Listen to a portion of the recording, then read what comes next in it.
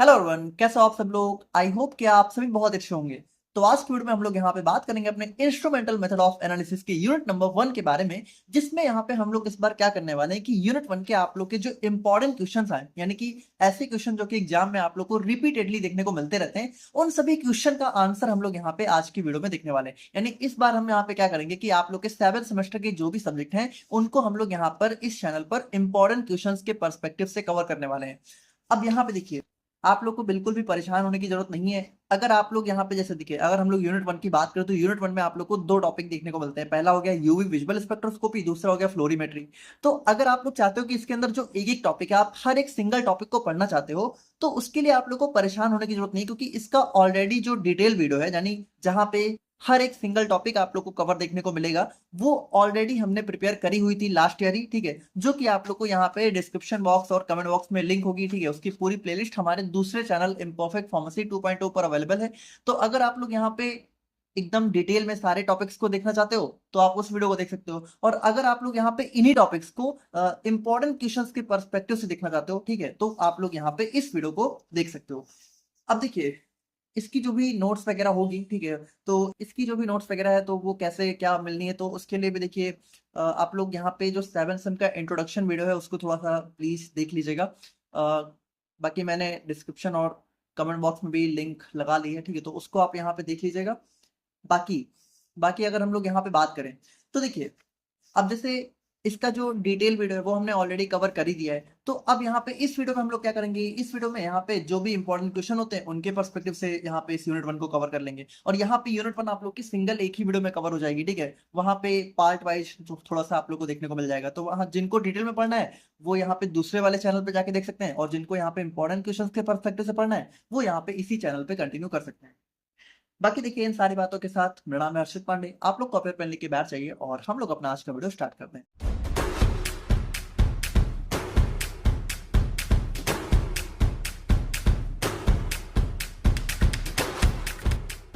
अब देखिए, इससे पहले कि हम लोग यहाँ पे अपने यूनिट 1 के इंपॉर्टेंट क्वेश्चंस को देखें, सबसे पहले थोड़ा सा हम ये समझ लेते हैं कि आखिर ये जो आप लोग का इंस्ट्रूमेंटल मेथड ऑफ एनालिसिस है ये है किस बारे में, मतलब ये सब्जेक्ट किस बारे में, इसके अंदर आप लोग को क्या क्या चीजें पढ़नी है। तो वो थोड़ा सा इसका एक इंट्रोडक्शन देख लेते हैं, उसके बाद हम लोग यहाँ पे थोड़ा सा यूनिट 1 से कंटिन्यू करेंगे। तो देखिए, अगर हम लोग यहाँ पे बात करें अपने स्पेक्ट्रोस्कोपी के बारे में, तो देखिए यहाँ पर ये सब्जेक्ट जो है आप लोग का होने वाला है इंस्ट्रूमेंटल मेथड ऑफ एनालिसिस। तो फर्स्ट सेम में अगर आप लोग को याद हो तो आप लोगों ने पढ़ा था फार्मास्यूटिकल एनालिसिस, जिसमें हम लोग क्या करते थे कि हमारे पास जो है एक अननोन सैंपल होता था। ठीक है, और इस अननोन सैंपल की हम लोग क्या करते थे, एनालिसिस करते थे। मतलब हम लोग यहाँ पर पता लगाते थे कि अननोन सैंपल की कंसेंट्रेशन क्या है। मेनली ज्यादातर हम लोग यहाँ पे कंसेंट्रेशन का ही पता लगाते थे कि जो हमारा अननोन सैंपल है इसकी कंसेंट्रेशन क्या है, मतलब कि इसमें जो हमारा कह सकते हो एनालाइट है या फिर जो भी हमारा सैंपल है वो कितने अमाउंट में प्रेजेंट है ना। तो वो सारी चीजें हम लोग यहाँ पे पता लगाते थे अपने फार्मास्यूटिकल एनालिसिस में, और किसकी हेल्प से, हम लोगों ने पूरी फार्मास्यूटिकल एनालिसिस में हमने टाइट्रेशंस के बारे में बहुत डिटेल में देखा।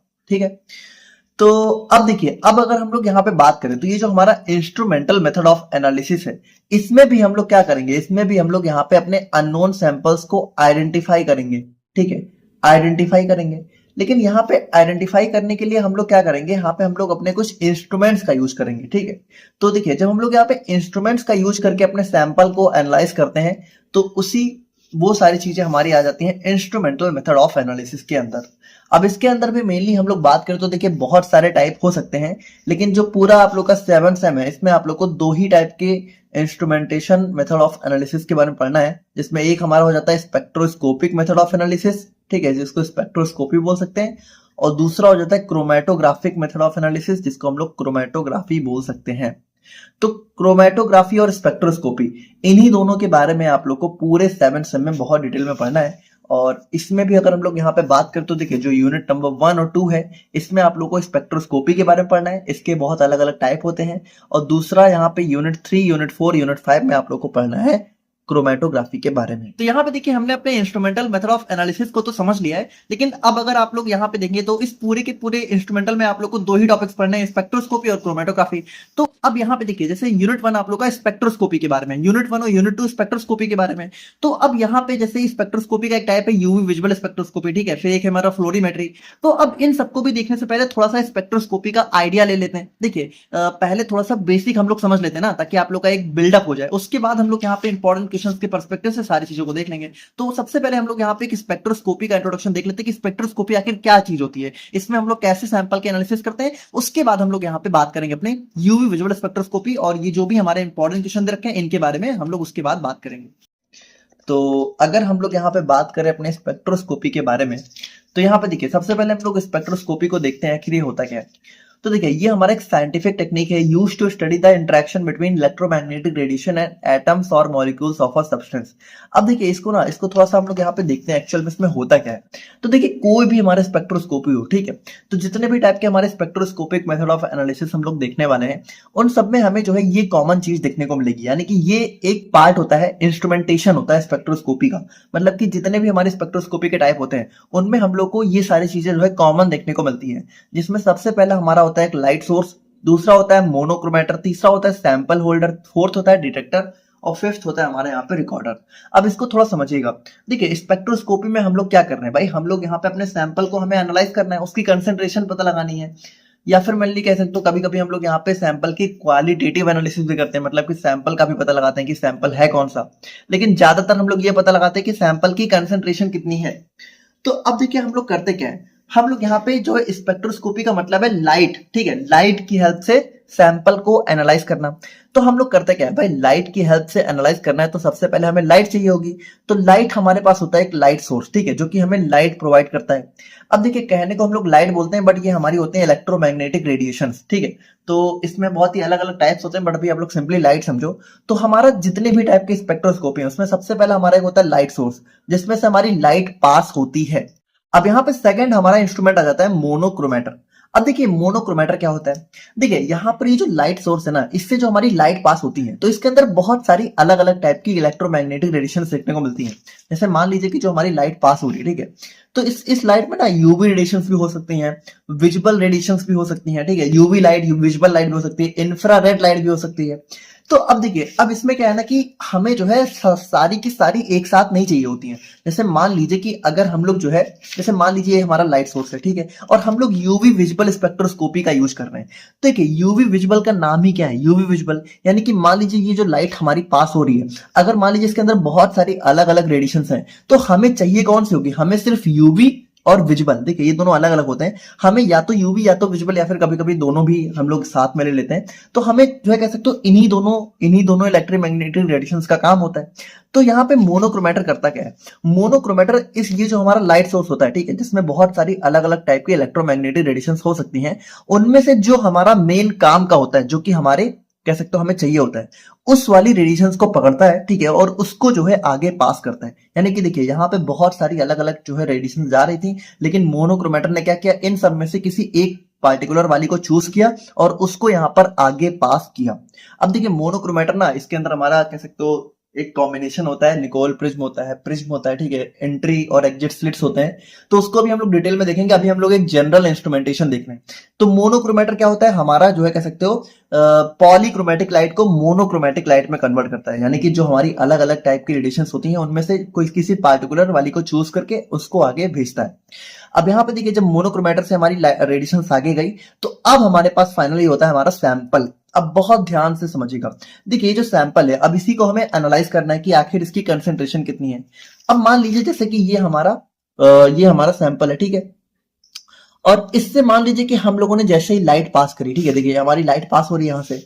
तो देखिए लाइट पास होती है तो जैसे देखिए पास हो रही है तो मान लेते हैं कि इसकी जो इंसिडेंट रे है, ठीक है, मतलब कि लाइट जब पास हो रही है तो इसकी इंटेंसिटी है, मान लेते हैं कि आई, ठीक है, इसकी जो इंटेंसिटी है लाइट की जब पास हो रही है सैंपल से तो आई है, लेकिन सैंपल से जैसे ही पास होके बाहर निकलती है ना, तो इसकी इंटेंसिटी हो जाती है थोड़ी सी चेंज, और जो चेंज हो जाती है इसको हम बोलते थे आई नॉट।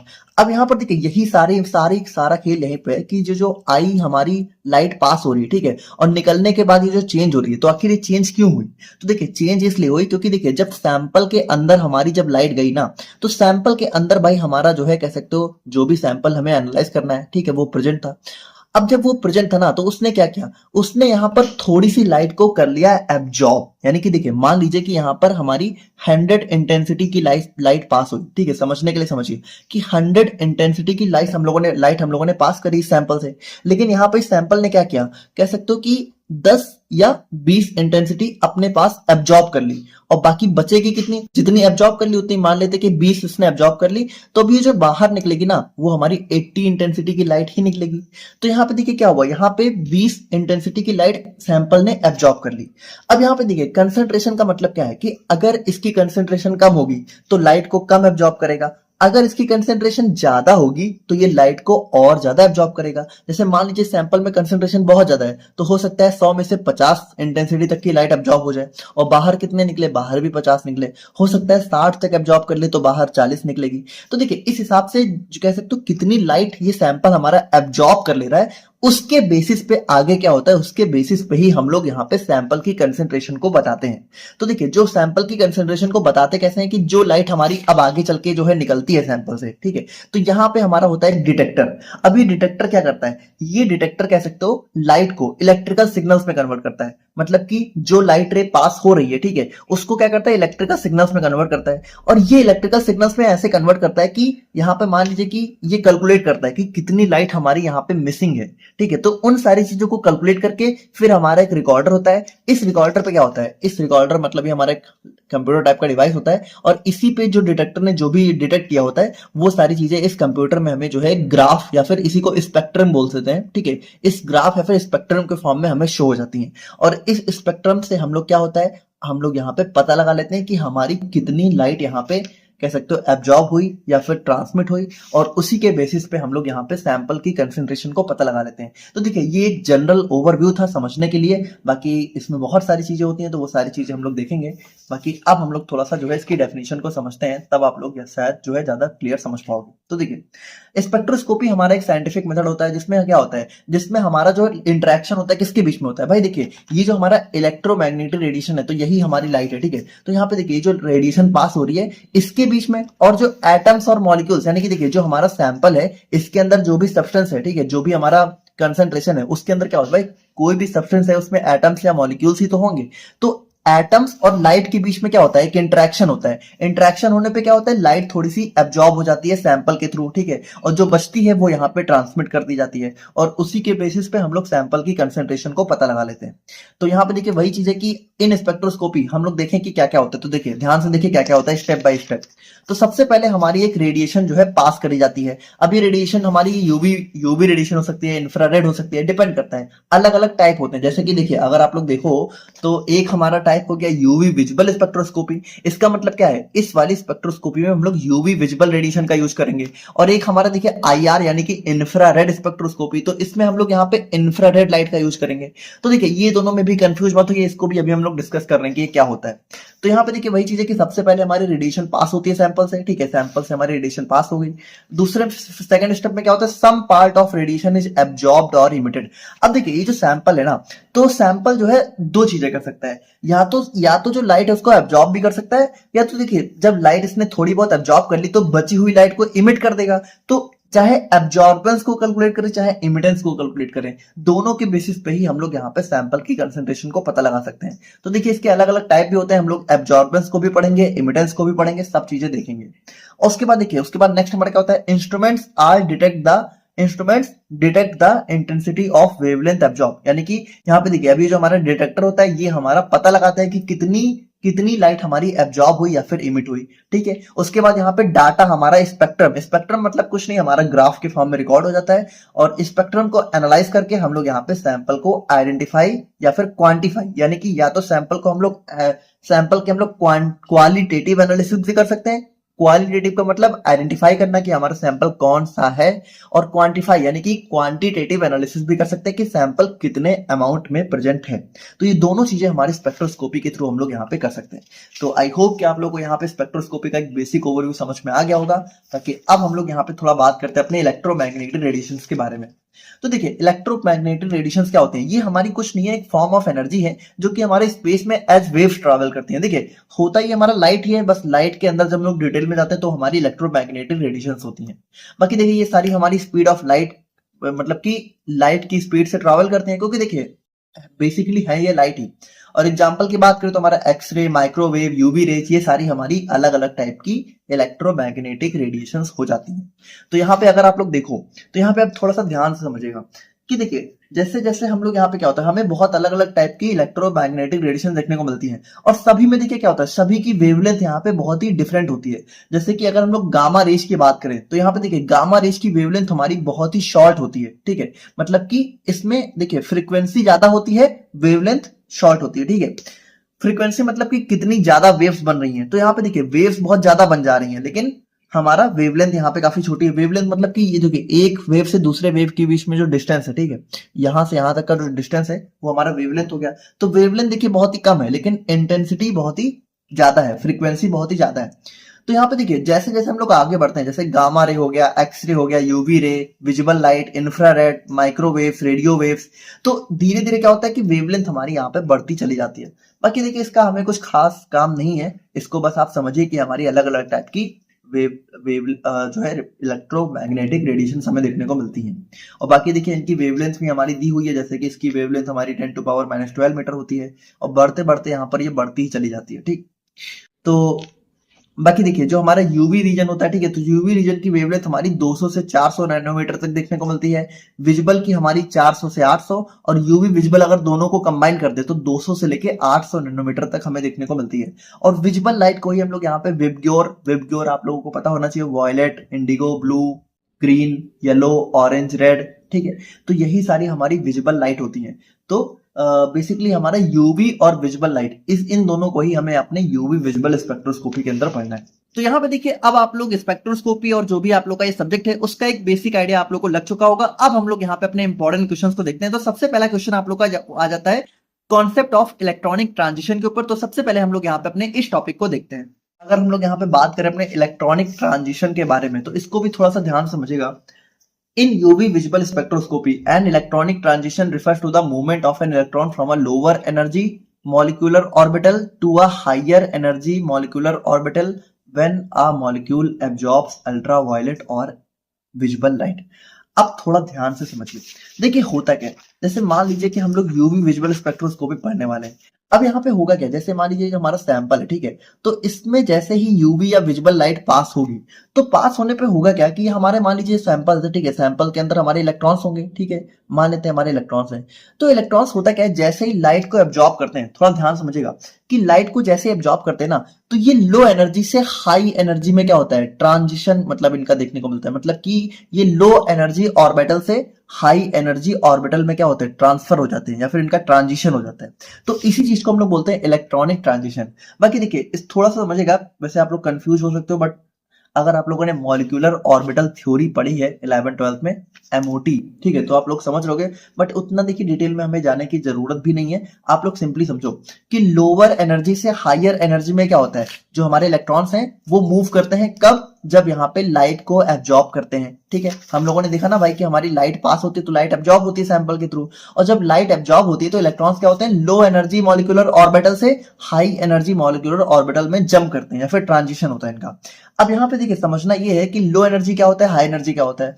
देखिए लोअर एनर्जी में हमें देखने को मिलता है बॉन्डिंग या नॉन बाइंडिंग और ऑर्बिटल। देखिए बॉन्डिंग मतलब कि जैसे हमें दो टाइप के बॉन्ड देखने को मिलते हैं मेनली, एक सिंगल बॉन्ड, डबल बॉन्ड। तो देखिए सिंगल बॉन्ड मतलब कि हमारा सिग्मा बॉन्ड होता है, और डबल बॉन्ड मतलब हमारा पाई बॉन्ड होता है ना। तो यहाँ पे देखिए बॉन्डिंग ऑर्बिटल का मतलब है सिग्मा या फिर पाई ऑर्बिटल, ठीक है। और नॉन बॉन्डिंग मतलब कि देखिए नॉन बॉन्डिंग मतलब कि जो हमारे लोन पेयर के इलेक्ट्रॉन्स होते हैं वो किसी बॉन्ड में इन्वॉल्व नहीं होते हैं, तो उनको हम लोग नॉन बाइंडिंग ऑर्बिटल बोलते हैं। तो इसको हम लोग एन से रिप्रेजेंट करते हैं। तो देखिए एन सिग्मा पाई ये हो गया हमारा बॉन्डिंग ऑर्बिटल और नॉन बॉन्डिंग, ठीक है। बॉन्डिंग मतलब कि एन और पाई, नॉन बॉन्डिंग मतलब कि एन, ठीक है। इसको हम लोग सिंपली एन से डिनोट करते हैं। देखिए थोड़ा सा बहुत ही डिटेल टॉपिक है, तो अगर आप लोग को पता है तो आप लोग समझ लोगे, वरना मैं आप लोग को बस थोड़ा सा एक इजी वे में समझाने की कोशिश कर रहा हूं, तो आप लोग प्लीज समझिएगा कि बॉन्डिंग और नॉन बॉन्डिंग ऑर्बिटल मतलब कि हमारे लो एनर्जी मॉलिक्यूलर ऑर्बिटल, इनको हम लोग बोलते हैं। तो ये हमारी होती है सिग्मा पाई एन। और हाई एनर्जी में क्या होता है, एंटी बॉन्डिंग। देखिए एंटी बॉन्डिंग ऑर्बिटल हमारी होती है हाई एनर्जी। अब एंटी बॉन्डिंग और बॉन्डिंग ऑर्बिटल एक बहुत ही डिटेल टॉपिक है, इतना हम लोग डिटेल में नहीं डिस्कस करेंगे, बट आप लोग सिंपली समझो बॉन्डिंग का मतलब सिग्मा और पाई, ठीक है। नॉन बॉन्डिंग का मतलब एन, और एंटी बॉन्डिंग का मतलब होता है सिग्मा स्टार और पाई स्टार, ठीक है। ध्यान से देखिए, इसमें कुछ खास नहीं है। बॉन्डिंग मतलब कि नॉर्मल सिग्मा नॉर्मल पाई, और एंटी बॉन्डिंग का मतलब सिग्मा स्टार पाई स्टार, यानी इन दोनों के ऊपर एक स्टार लग जाएगा। तो बेसिकली होता क्या है कि सिग्मा पाई और एन से जो हमारे इलेक्ट्रॉन्स होते हैं वो या तो सिग्मा स्टार या तो पाई स्टार में जंप कर जाते हैं, यानी कि नॉन लो एनर्जी से हाई एनर्जी में जंप करते हैं इलेक्ट्रॉन्स, जब यहाँ पे वो लाइट को एब्जॉर्ब करते हैं। बस वही चीज यहाँ पे बताई गई है इलेक्ट्रॉनिक ट्रांजिशन में। तो अगर हम लोग यहाँ पे इसके की पॉइंट्स को डिस्कस करें तो यहाँ पे देखिए थोड़ा सा यहाँ पे गड़बड़ हो गया था, बट आप लोग समझिए। The absorb light provides the energy required for the electron to transition between orbital. यानी कि देखिए अभी इलेक्ट्रॉन ट्रांजिशन कैसे होता है, क्योंकि जब ये इलेक्ट्रॉन्स लाइट को एब्जॉर्ब करते हैं, सैंपल लाइट को एब्जॉर्ब करता है, तो इलेक्ट्रॉन्स को एनर्जी मिल जाती है। तो जब एनर्जी मिल जाती है तो भाई वो लो से हाई एनर्जी में चले जाते हैं, यानी कि बॉन्डिंग से एंटी बॉन्डिंग ऑर्बिटल में जंप कर जाते हैं। This transition typically occur in the range of 200 से 800। भाई देखिए यूवी विजुअल की रेंज कितनी होती है, 200 से 800, तो इन्हीं के बीच में हमारी यहाँ पे ट्रांजिशन देखने को मिलती है। बाकी देखिए the type of transition depend on the electronic structure of molecule. अब यहाँ पे देखिए जो ट्रांजिशन है ना, बहुत अलग अलग टाइप का होता है। तो अभी हम लोग इन चारों को देखेंगे, मतलब इन टाइप्स को देखेंगे। बाकी देखिए अगर हम लोग इलेक्ट्रॉन्स की बात करें तो देखिए अभी हम लोगों ने देखा ही कि इलेक्ट्रॉन्स हमारे तीन टाइप के हो सकते हैं। पहला बॉन्डिंग इलेक्ट्रॉन जो कि हमारा सिग्मा और पाई होते हैं, ठीक है। नॉन बॉन्डिंग मतलब कि हमारा इसको हम लोग एन से डिनोट करते हैं, और एंटी बॉन्डिंग को हम लोग सिग्मा स्टार और पाई स्टार से डिनोट करते हैं, ठीक है। तो ये हमारे टाइप्स ऑफ इलेक्ट्रॉन्स हो गए। और अगर हम लोग यहाँ पे बात करें इनके ट्रांजिशन के बारे में, तो थोड़ा सा इस फिगर को ध्यान से समझिएगा। देखिए इसमें होता क्या है, जैसे कि यहाँ पर जो मेनली ट्रांजिशन है वो हमारा चार टाइप का देखने को मिलता है। और देखिए ट्रांजिशन कहाँ हो रहा है, लो एनर्जी से हाई एनर्जी की तरफ, है ना। यानी कि देखिए अब लो एनर्जी में कौन कौन से थे, सिग्मा था, पाई था, एन था, ये तीनों हमारे थे लो एनर्जी ऑर्बिटल। और हाई एनर्जी कौन कौन से थे, सिग्मा स्टार, पाई स्टार, ये दोनों हाई एनर्जी है। तो यहाँ पे देखिए चार टाइप का ट्रांजिशन हमें देखने को मिलता है। पहला होता है सिग्मा से सिग्मा स्टार, ठीक है। तो यहाँ पे देखिए सिग्मा क्या था, sigma low energy, sigma star high energy, ठीक है। तो पहला ट्रांजिशन हो गया सिग्मा से सिग्मा स्टार। समझ रहे हो ना आप लोग, देखिए आप लोग समझ रहे हो तो प्लीज मुझे कमेंट करके बताओ।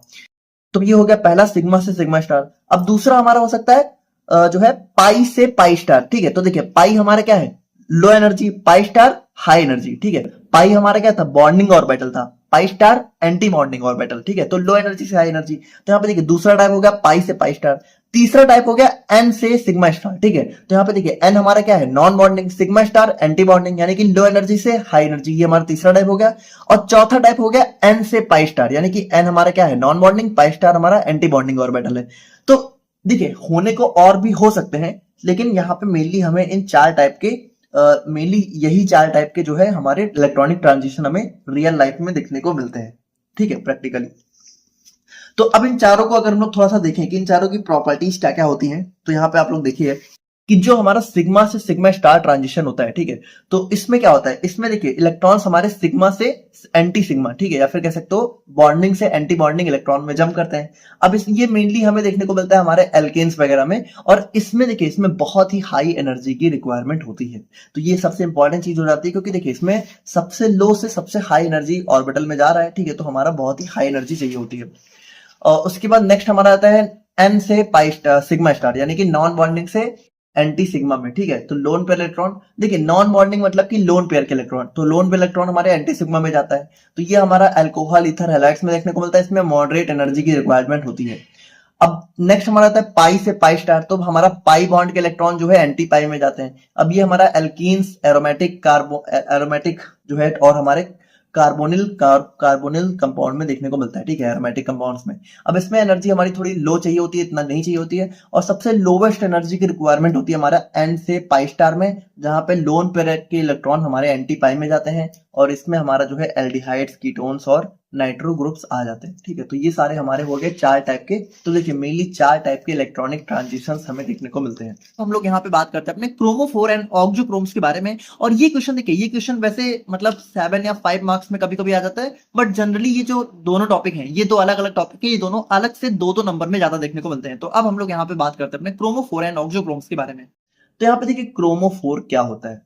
तो देखिए क्रोमोफोर कुछ खास नहीं है। जैसे कि मान लीजिए कि ये हमारा जो है सैंपल है, ठीक है, तो इस सैंपल में देखिए, इस सैंपल में जैसे जो भी हमारा जो सब्सटेंस प्रेजेंट होता है, ठीक है, सैंपल में जो भी भाई सैंपल में हम लोगों ने क्या देखा कि लाइट को जब हम लोग पास करते हैं तो थोड़ी सी लाइट एब्जॉर्ब हो जाती है। तो यहाँ पे देखिए जो एब्जॉर्ब हो जाती है ना, तो सैंपल के अंदर वो सब्सटेंस, वो पार्टिकुलर सब्सटेंस जो कि लाइट को एब्जॉर्ब करने के लिए रिस्पॉन्सिबल होता है, उसी को हम लोग बोलते हैं क्रोमोफोर। तो यहाँ पे देखिए अब इसी क्रोमोफोर की वजह से क्या होता है, हमें सैंपल का कलर भी देखने को मिलता है। तो कैसे होता है इसको थोड़ा समझिएगा। जैसे कि क्रोमोफोर जो वर्ड है ये हमारा ग्रीक वर्ड से ड्राइव किया जाता है, जहां पे क्रोमा का मतलब कलर है और फोर्स का मतलब बियरर। तो देखिए इसको थोड़ा समझिए कि क्रोमोफोर क्या होता है। Chromophore is a part of molecule that is responsible for absorbing light in the UV visible region of the spectrum and thereby gives the compound its colour. तो यहाँ पे देखिए ये जो हमारा क्रोमोफोर होता है यही हमारा लाइट को एब्जॉर्ब करता है और इसी की वजह से किसी कंपाउंड का कलर हमें देखने को मिलता है। यानी कि मान लीजिए कि कोई सैंपल है, ठीक है, अगर वो मान लीजिए येलो कलर का है, रेड कलर का है, तो उसका जो कलर है वो हमें इसी क्रोमोफोर की वजह से देखने को मिलता है। अब कलर क्यों देखने को मिलता है, कैसे देखने को मिलता है, इसको थोड़ा समझिए। When visible light is absorbed by the chromophore, the unabsorbed wavelengths are reflected or transmitted, which we precise as the color of the compound। थोड़ा समझिएगा। जैसे कि जब भी किसी सैंपल से जो लाइट हम लोग पास करते हैं ना, तो उस सैंपल में क्या होता है, सारी लाइट वो सारी टाइप की वेवलेंथ को वो एब्जॉर्ब नहीं करता है, बल्कि कुछ पार्टिकुलर हमारी ऐसी कह सकते हो, कुछ पार्टिकुलर हमारे ऐसे स्पेक्ट्रम का रीजन होता है जिनको वो एब्जॉर्ब कर लेता है, ठीक है। और जो हमारी अनएब्जॉर्ब वेवलेंथ होती है, जैसे मान लीजिए कि हमारा जो लाइट यहाँ पे पास हो रही सैंपल से, ठीक है, तो कुछ को इसने क्या किया, कुछ को इसने एब्जॉर्ब किया। भाई वही तो हम लोगों ने देखा कि मान लीजिए 100 इंटेंसिटी की लाइट हम लोगों ने भेजी, तो इसने मान लीजिए 40 इंटेंसिटी की लाइट को एब्जॉर्ब कर लिया। तो 40 इंटेंसिटी में भी ये कुछ पार्टिकुलर वेवलेंथ को एब्जॉर्ब करता है, ठीक है। और बाकी क्या होता है, बाकी को यहाँ पे रिफ्लेक्ट कर देता है, ट्रांसमिट कर देता है। तो मान लीजिए कि 60 को इसने ट्रांसमिट किया। अभी जो ट्रांसमिट वेवलेंथ में जो जो लाइट यहाँ पे ये ट्रांसमिट कर रहा है, ठीक है, उसी की वजह से हमें सैंपल का कलर देखने को मिलता है। तो बेसिकली देखिए क्रोमोफोर की वजह से कलर देखने को मिलता है ऐसा नहीं होता है, लेकिन क्रोमोफोर लाइट को एब्जॉर्ब करता है।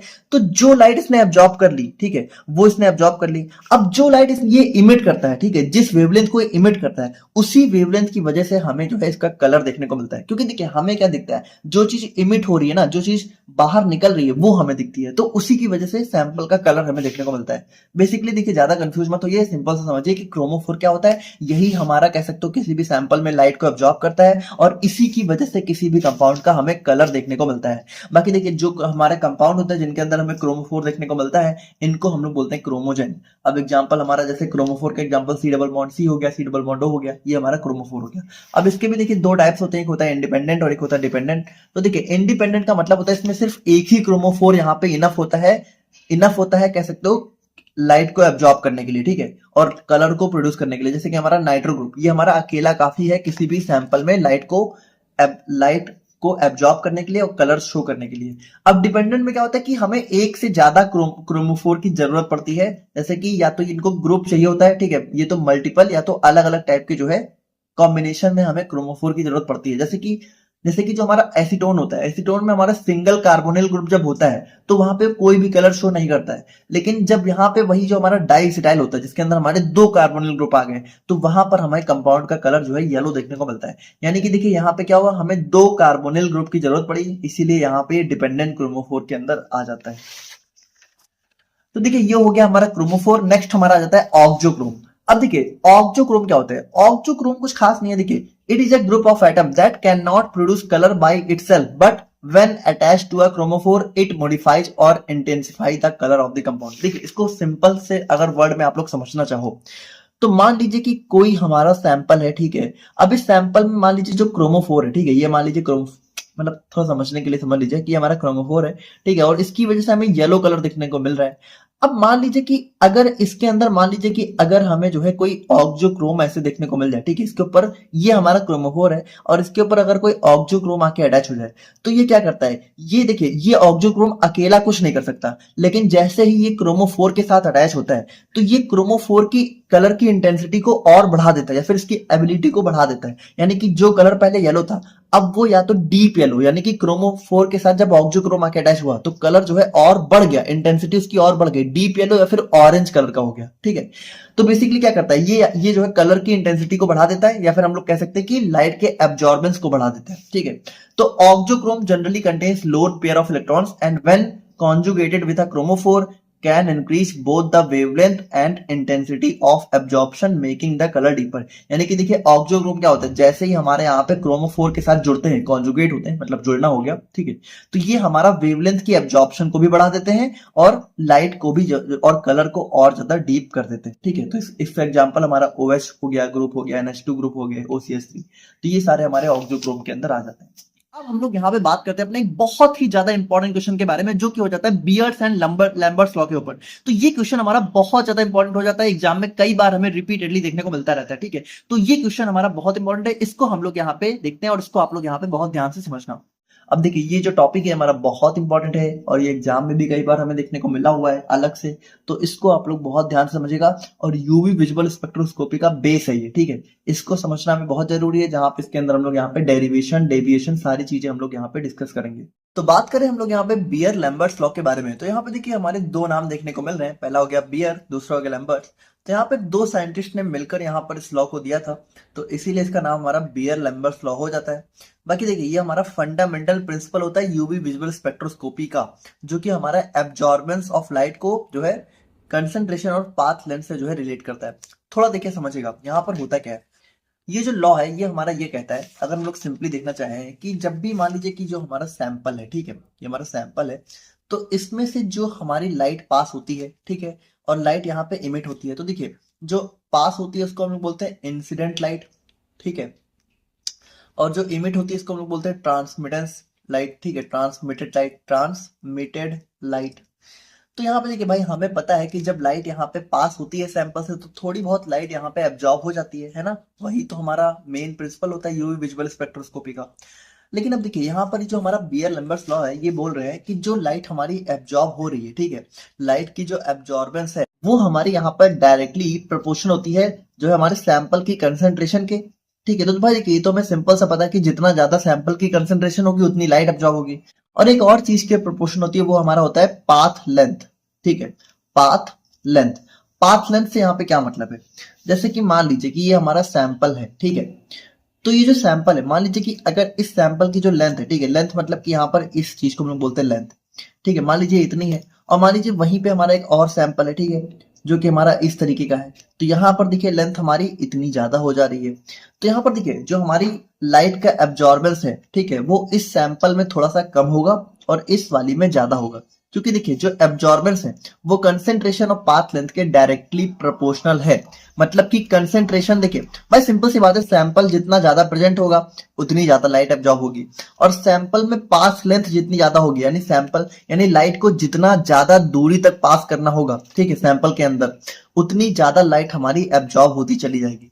तो यहाँ पर देखिए वही चीज है कि जो हमारा एब्जॉर्बेंस है वो हमारा सॉल्यूट की कंसेंट्रेशन और पाथ लेंथ के डायरेक्टली प्रोपोर्शनल होता है, यही हमारा होता है बियर लैम्बर्ट्स लॉ।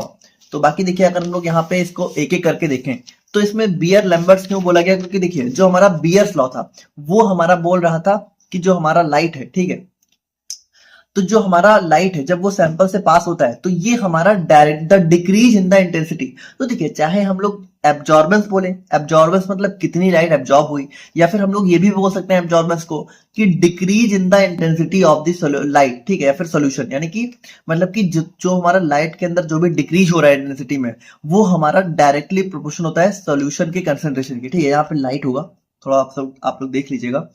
तो यहाँ पर जो है कह सकते हो एब्जॉर्बेंस वही चीज है, ठीक है, चाहे हम लोग एब्जॉर्बेंस बोले चाहे decrease in the intensity of solution light बोले, दोनों सेम ही चीज है। तो यहाँ पर देखिए एब्जॉर्बेंस हमारा डायरेक्टली प्रोपोर्शनल के कंसंट्रेशन के। तो अब अगर हम लोग डायरेक्टली प्रोपोर्शनल का साइन हटाएं तो यहाँ पे हमारा एक कांस्टेंट आ जाएगा, तो यहाँ पे हमारा जो है ई हमारा एक कांस्टेंट आ जाता है। अब यहाँ पे देखिए बीएस लॉ ने बोला था एब्जॉर्बेंस डायरेक्टली प्रोपोर्शनल कंसंट्रेशन के, और लैम्बर्ट्स लॉ हमारा कहता है कि जो हमारा एब्जॉर्बेंस है या फिर जो है कह सकते हो decrease in the intensity of radiation है, ये हमारा डायरेक्टली प्रोपोर्शनल होता है थिकनेस या फिर पाथ लेंथ के। ठीक है, तो दोनों ने अलग अलग बोला था, बाकी दोनों डायरेक्टली प्रोपोर्शनल थे, तो दोनों को हम लोगों ने जब कंबाइन कर दिया, ठीक है, तो हमारा बीयर लैम्बर्ट्स लॉ बन गया। यानी कि बीयर लैम्बर्ट्स लॉ में क्या हुआ, the absorbance of a solution is directly proportional to the concentration of the absorbing species and the path length of the light through the solution. तो यहाँ पे देखिए ए हमारा डायरेक्टली प्रोपोर्शनल हो गया सीएल के, तो अगर डायरेक्टली प्रोपोर्शनल को हटाए तो हमारा कांस्टेंट आ जाएगा ई। ठीक है, तो ई हमारा होता है मोलर एब्जॉर्बिविटी, ठीक है, या फिर मोलर एक्सटेंशन कोफिशिएंट। तो ये हमारा एक कांस्टेंट नंबर आ जाता है। बाकी सी हमारा कंसंट्रेशन हो गया, एल हमारी पाथ लेंथ हो गई। यही हमारा सिंपल सा बीयर लैम्बर्ट लॉ होता है, इसमें कुछ खास नहीं था। खास है इसकी यहाँ पे डेरिवेशन, तो इसको थोड़ा सा ध्यान से समझिएगा आप लोग। तो बात करें हम लोग यहाँ पे बीयर लैम्बर्ट्स लॉ की डेरिवेशन के बारे में, तो यहाँ पे देखिए इसको इसकी डेरिवेशन के लिए हमें पहले से भी कुछ एज्यूम करना पड़ता है, थोड़ा ध्यान समझिएगा। Beer Lambert's law can be explained as the decrease in the intensity of light with path length is directly proportional to the concentration of solution and intensity of light. यानी कि देखिए बीयर लैम्बर्ट्स लॉ को हम लोग एक और तरीके से बोल सकते हैं। देखिए ये इसीलिए किया गया है क्योंकि हमें डेराइव करना है, तो डेरिवेशन के लिए हमें ये एज्यूम करना पड़ेगा। तो देखिए एज्यूम क्या बात सही है कि decrease in the intensity of light with path length, यानी कि देखिए d upon dl is directly proportional to the concentration and intensity, यानी कि जितना डिक्रीज होगा पाथ लेंथ के साथ, वो हमारा कंसंट्रेशन और इंटेंसिटी के डायरेक्टली प्रोपोर्शनल होगा। ठीक है, तो हम लोगों ने इसको एज्यूम किया। अब यहां से देखिए हम लोग आगे बढ़े तो हम लोग डायरेक्टली प्रोपोर्शनल का साइन हटाएंगे, कांस्टेंट आ जाएगा। कांस्टेंट हमारा आ गया के, ठीक है, के हमारा यहाँ पे कांस्टेंट आ गया। अब यहाँ पे देखिए हम लोग क्या करेंगे कि डीएल को इधर लेके जाएंगे और आई को इधर लेके आएंगे, तो यहाँ पे हो जाएगा माइनस डी आई। अच्छा देखिए माइनस का साइन क्यों है, क्योंकि डिक्रीज हो रहा है। ठीक है, तो माइनस डी आई अपॉन आई हो जाएगा के सी इंटू डीएल। ठीक है, आई हमारा यहाँ आया, डीएल हमारे यहाँ चला गया। अब हम लोग यहाँ पे करेंगे इसको इंटीग्रेट। ठीक है, तो डी आई अपॉन आई को हम लोग इंटीग्रेट करेंगे। देखिए इंटीग्रेट करने के लिए हमें ऊपर नीचे एक वैल्यू लेनी पड़ती है, तो नीचे हम लोग लेंगे आई नॉट, ऊपर हम लोग लेंगे आई। ठीक है, और डीएल में हम लोग लेंगे, नीचे हम लोग लेंगे जीरो, ऊपर हम लोग ले लेंगे एल। ठीक है, क्योंकि जीरो से एल तक लेंथ हमारी पास हो रही है। ठीक है, और इंटेंसिटी हमारी आई नॉट से आई हो गई, तो ये हमारा हो जाता है। ठीक है, ये हमारा इंटीग्रेशन लिमिट्स हो गई। ठीक है, अब जब हम लोग यहाँ पे इसको इंटीग्रेट करेंगे तो देखिए जो हमारा डी आई अपॉन आई है, इसका इंटीग्रेशन होता है लॉग आई। ठीक है, और डीएल का इंटीग्रेशन होता है एल। ठीक है, तो देखिए अब इसको थोड़ा सा होता है कि log I minus I naught करेंगे। ठीक है, तो हमारा log I upon I naught आ जाएगा। तो देखिए वैसे अगर आप लोग इंटीग्रेशन समझ रहे हो तो आप लोग समझ गए होंगे, नहीं समझ रहे हो तो आप लोग सिंपली समझो कि ओवरऑल इसकी वैल्यू जो है ये निकल के आएगी। यानी जो हमारा इंटीग्रेशन के बाद जो वैल्यू आएगी वो हमारा हो जाएगा natural log I upon I not is equal to के सी एल। अब हम लोग देखिए लॉग में क्या होता है कि अगर हम लोग लॉग की वैल्यू को ऊपर नीचे कर दे तो माइनस साइन हट जाएगा, यानी कि आई अपॉन आई नॉट को अगर हम लोग आई नॉट अपॉन आई कर दें तो ये माइनस साइन हट गया। ठीक है, के सी एल सेम ही है। अब यहाँ पे देखिए जो एल है ना, एल एन है, ये हमारा नेचुरल लॉग है। नेचुरल लॉग को लॉग बेस 10 में कन्वर्ट करना हो तो क्या होता है, हम लोग यहाँ पे इसको 2.303 से मल्टीप्लाई कर देते हैं। तो अगर हम लोग यहाँ पे इसको 2.303 से मल्टीप्लाई करेंगे तो ये लॉग बेस 10 में कन्वर्ट हो गया, I not upon I is equal to के सी एल। अब हम लोग क्या करेंगे 2.303 को इसको नीचे भेज देंगे, तो ये हमारा हो जाएगा log I not upon I is equal to k upon 2.303 into c l. अब यहाँ पे देखिए ध्यान से समझिए, देखिए एक हमारा होता है ट्रांसमिटेंस। ट्रांसमिटेंस की वैल्यू होती है आई अपॉन आई नॉट। ठीक है, और एक होता है एब्जॉर्बेंस। एब्जॉर्बेंस की वैल्यू होती है लॉग 1 अपॉन ट्रांसमिटेंस। ठीक है, लॉग बेस 10 1 अपॉन ट्रांसमिटेंस, ये हमारी होती है एब्जॉर्बेंस की वैल्यू। तो भाई देखिए 1 अपॉन ट्रांसमिटेंस का मतलब क्या है कि ट्रांसमिटेंस की वैल्यू क्या है, आई अपॉन आई नॉट। तो 1 अपॉन आई नॉट करेंगे तो आई नॉट फिर ऊपर चला जाएगा, आई हमारा नीचे रह जाएगा, बेसिक मैथ है। ठीक है, तो ये हमारे वैल्यू निकल के आ जाएगी log base 10 I not upon I. तो log base 10 I not upon I क्या है, हमारा एब्जॉर्बेंस है। और जो हमारा k अपॉन 2.303 है, इन दोनों को ही हम लोग देखिए भाई ये भी हमारा कांस्टेंट, ये भी हमारा कांस्टेंट, तो हम लोग इन दोनों को मिला के एक नया कांस्टेंट बना लेंगे, तो ये हमारा बन जाएगा e। ठीक है, तो अगर हम इन दोनों वैल्यू को यहाँ पे पुट करें तो देखिए लॉग आई नॉट अपॉन आई की जगह क्या आ जाएगा a, और इसकी जगह आ जाएगा e। तो हमें यहाँ पे फाइनली हमारी इक्वेशन देखने को मिल जाएगी a is equal to e into c l. ठीक है, तो ये हमारा हो जाता है जो है derivation of Beer Lambert's law. तो देखिए वही चीज तो है, बीयर लैम्बर्ट्स लॉ हमारा यही तो बोल रहा था कि ए हमारा जो है कंसंट्रेशन ऑफ पाथ लेंथ के डायरेक्टली प्रोपोर्शनल होता है। तो ये हमारा होगा डेरिवेशन ऑफ बियर-लैम्बर्ट्स लॉ। और अगर हम लोग यहाँ पे बात करें अपने डेविएशन के बारे में, देखिए डेरिवेशन मतलब कि हमें डिराइव करना था, डेविएशन मतलब कि इसमें कुछ चेंजेस, मतलब कि हम लोगों ने क्या देखा कि जो हमारा एब्जॉर्बेंस है वो कंसंट्रेशन ऑफ पाथ लेंथ के डायरेक्टली प्रोपोर्शनल है, एक लीनियर रिलेशनशिप हमें देखने को मिल रही है। लेकिन मान लीजिए कि अगर कुछ इसमें चेंजेस आ जाए तो उसमें चेंजेस क्यों आ सकते हैं, मतलब कि इस रिलेशनशिप में मान लीजिए कोई गड़बड़ी हो जाए तो उस गड़बड़ी के पीछे क्या क्या रीजन हो सकते हैं, तो वो सारी चीजें हम लोग यहाँ पे देखेंगे डेविएशन इन बियर-लैम्बर्ट्स लॉ। तो देखिए डेविएशन में हमारे जो है कह सकते हो तीन टाइप के मेनली डेविएशन हमें देखने को मिल सकते हैं। पहला हो जाता है रियल या फिर फंडामेंटल डेविएशन। अब इसमें क्या होता है, इसमें देखिए क्या होता है कि अगर मान लीजिए कि बहुत ज्यादा हाई कंसेंट्रेशन है, मतलब कि मान लीजिए हमारे पास जो सैंपल है उसमें सोल्यूट बहुत हाई कंसेंट्रेशन में प्रेजेंट है, तो उस सैंपल के अंदर क्या हो सकता है कि हमारा जो सब्सटेंस है, ठीक है, उनके अंदर एक इलेक्ट्रोस्टैटिक अट्रैक्शन हो सकता है, रिपल्सन हो सकता है, डाइमराइजेशन हो सकता है, या फिर एग्रीगेट फॉर्म हो सकते हैं, जिसकी वजह से क्या हो सकता है कि वो मॉलिक्यूल्स यहाँ पे खुद से इंटरेक्ट करने लगेंगे। और जब खुद से इंटरेक्ट करेंगे तो यहाँ पे क्या होगा कि मोलर एब्जॉर्बिविटी यानी कि जो हमारा ई था इसकी वैल्यू यहाँ पे थोड़ी बहुत चेंज हो जाएगी, क्योंकि देखिए भाई ये हमारा कांस्टेंट था ना, हमने इसको कांस्टेंट एज्यूम किया है, लेकिन अगर इसकी वैल्यू चेंज हो गई तो यहाँ पे जो एब्जॉर्बर्स और कंसंट्रेशन के बीच में रिलेशनशिप है वो यहाँ पे लीनियर नहीं रह जाएगी, यानी उसमें चेंजेस हो जाएंगे। तो ये हमारा पहला रीजन हो सकता है। दूसरा हमारा हो गया इंस्ट्रूमेंटल डेविएशन। इंस्ट्रूमेंटल में देखिए भाई हमारा हो सकता है जिस स्पेक्ट्रोफोटोमीटर है, अगर उसमें मान लीजिए कोई प्रॉब्लम है, जैसे कि देखिए भाई हम लोगों ने क्या देखा था कि जो हमारा मोनोक्रोमेटर था वो हमारा लाइट को क्या कर रहा था, मोनोक्रोमेटिक लाइट में कन्वर्ट कर रहा था, क्योंकि देखिए यही हमारा सबसे बड़ा प्रिंसिपल भी है कि BS law assume that monochromatic light. But अगर मान लीजिए इंस्ट्रूमेंट्स में थोड़ी बहुत चेंजेस हैं और वो पॉलीक्रोमेटिक रेडिएशन को पास कर दिया, ठीक है, तो क्या होगा, हमारा एक एरर हमें देखने को मिल जाएगा। और मान लीजिए कि डिटेक्टर हमारा, अगर डिटेक्टर जो है अच्छे से रिस्पॉन्ड नहीं किया, ठीक है, तो वहां पे भी हमें चेंजेस देखने को मिल सकते हैं। उसके बाद नेक्स्ट हमारा केमिकल डेविएशन। तो देखिए केमिकल डेविएशन मान लीजिए कि जो हमारा केमिकल इक्विलिब्रियम होता है, ठीक है, जैसे कि जो हमारा एनालाइट है, अगर मान लीजिए उसके अंदर एसोसिएशन, डिसोसिएशन, आयोनाइजेशन, ठीक है, या फिर कुछ भी ऐसी चीजें देखने को मिलती हैं, तो उसकी वजह से हमारा कंसंट्रेशन चेंज हो जाएगा और हमारा एक लीनियर रिलेशनशिप भी नहीं मेंटेन हो पाएगी। तो ये तीन रीजन हमारे हो सकते हैं बियर-लैम्बर्ट्स लॉ में डेविएशन के। और अब हम लोग यहाँ पे बात करते हैं अपनी यूनिट 1 के सबसे ज्यादा इंपॉर्टेंट क्वेश्चन के बारे में, मतलब कह सकते हो यूनिट 1 का जो मेन क्वेश्चन यहाँ पे बन जाता है, जो मेन टॉपिक है हमारा यूवी विजुअल स्पेक्ट्रोस्कोपी, तो इसमें जो सबसे मेन क्वेश्चन बनता है वो बन जाता है इसके इंस्ट्रूमेंटेशन के ऊपर। तो इंस्ट्रूमेंटेशन देखिए, यूवी विजुअल स्पेक्ट्रोस्कोपी में जो इंस्ट्रूमेंट हम लोग यूज करते हैं उसको हम लोग बोलते हैं यूवी विजुअल स्पेक्ट्रोफोटोमीटर। अब यूवी विजुअल स्पेक्ट्रोफोटोमीटर में एक नहीं बल्कि बहुत सारी चीजें होती हैं, जैसे हम लोगों ने देखा कि हमारा किसी भी टाइप के स्पेक्ट्रोस्कोपी में क्या क्या होता है, हमारा एक सोर्स ऑफ रेडिएशन होता है, ठीक है, हमारा यहाँ पे क्या होता है, सेल होती है, सैंपल सेल होती है, डिटेक्टर होता है, रिकॉर्डर होता है, तो वो सभी चीजों का जो सेट होता है उसी को हम लोग बोलते हैं यूवी विजुअल स्पेक्ट्रोफोटोमीटर। जैसे यहाँ पे देखिए यूवी विजुअल स्पेक्ट्रोस्कोपी में हमारे देखिए क्या क्या यूज होता है, लाइट सोर्स होता है, मोनोक्रोमेटर होता है, सैंपल होल्डर, डिटेक्टर, रिकॉर्डर, तो इस पूरे सेट को हम लोग क्या बोलते हैं, इस पूरे सेट को बोलते हैं यूवी विजुअल स्पेक्ट्रोफोटोमीटर। तो ये क्वेश्चन देखिए, ये क्वेश्चन या तो आप लोगों से इस नाम से आ सकता है कि आप लोग यूवी विजुअल स्पेक्ट्रोफोटोमीटर को एक्सप्लेन करिए, या फिर कभी कभी आप लोगों से ऐसे पूछ लेते हैं define the instrumentation used in UV visual spectroscopy. तो दोनों चीजें सेम है, इतना आप लोग समझना। अब यहाँ पे देखो, यहाँ पे एक चीज समझना कि जो यूवी विजुअल स्पेक्ट्रोफोटोमीटर है या फिर instrumentation of UV visual spectroscopy में, ठीक है, तो उसमें यहाँ पे आप लोग की देखिए सारी चीजें आ जाती हैं, है ना, उसमें आप लोग का होल्डर, डिटेक्टर, रिकॉर्डर सब कुछ आ जाता है। अब कभी कभी क्या होता है, कभी कभी आप लोग देखो तो यहाँ पे जो डिटेक्टर होता है, डिटेक्टर, इसके ऊपर आप लोगों से अलग से क्वेश्चन पूछ लेते हैं। क्यों?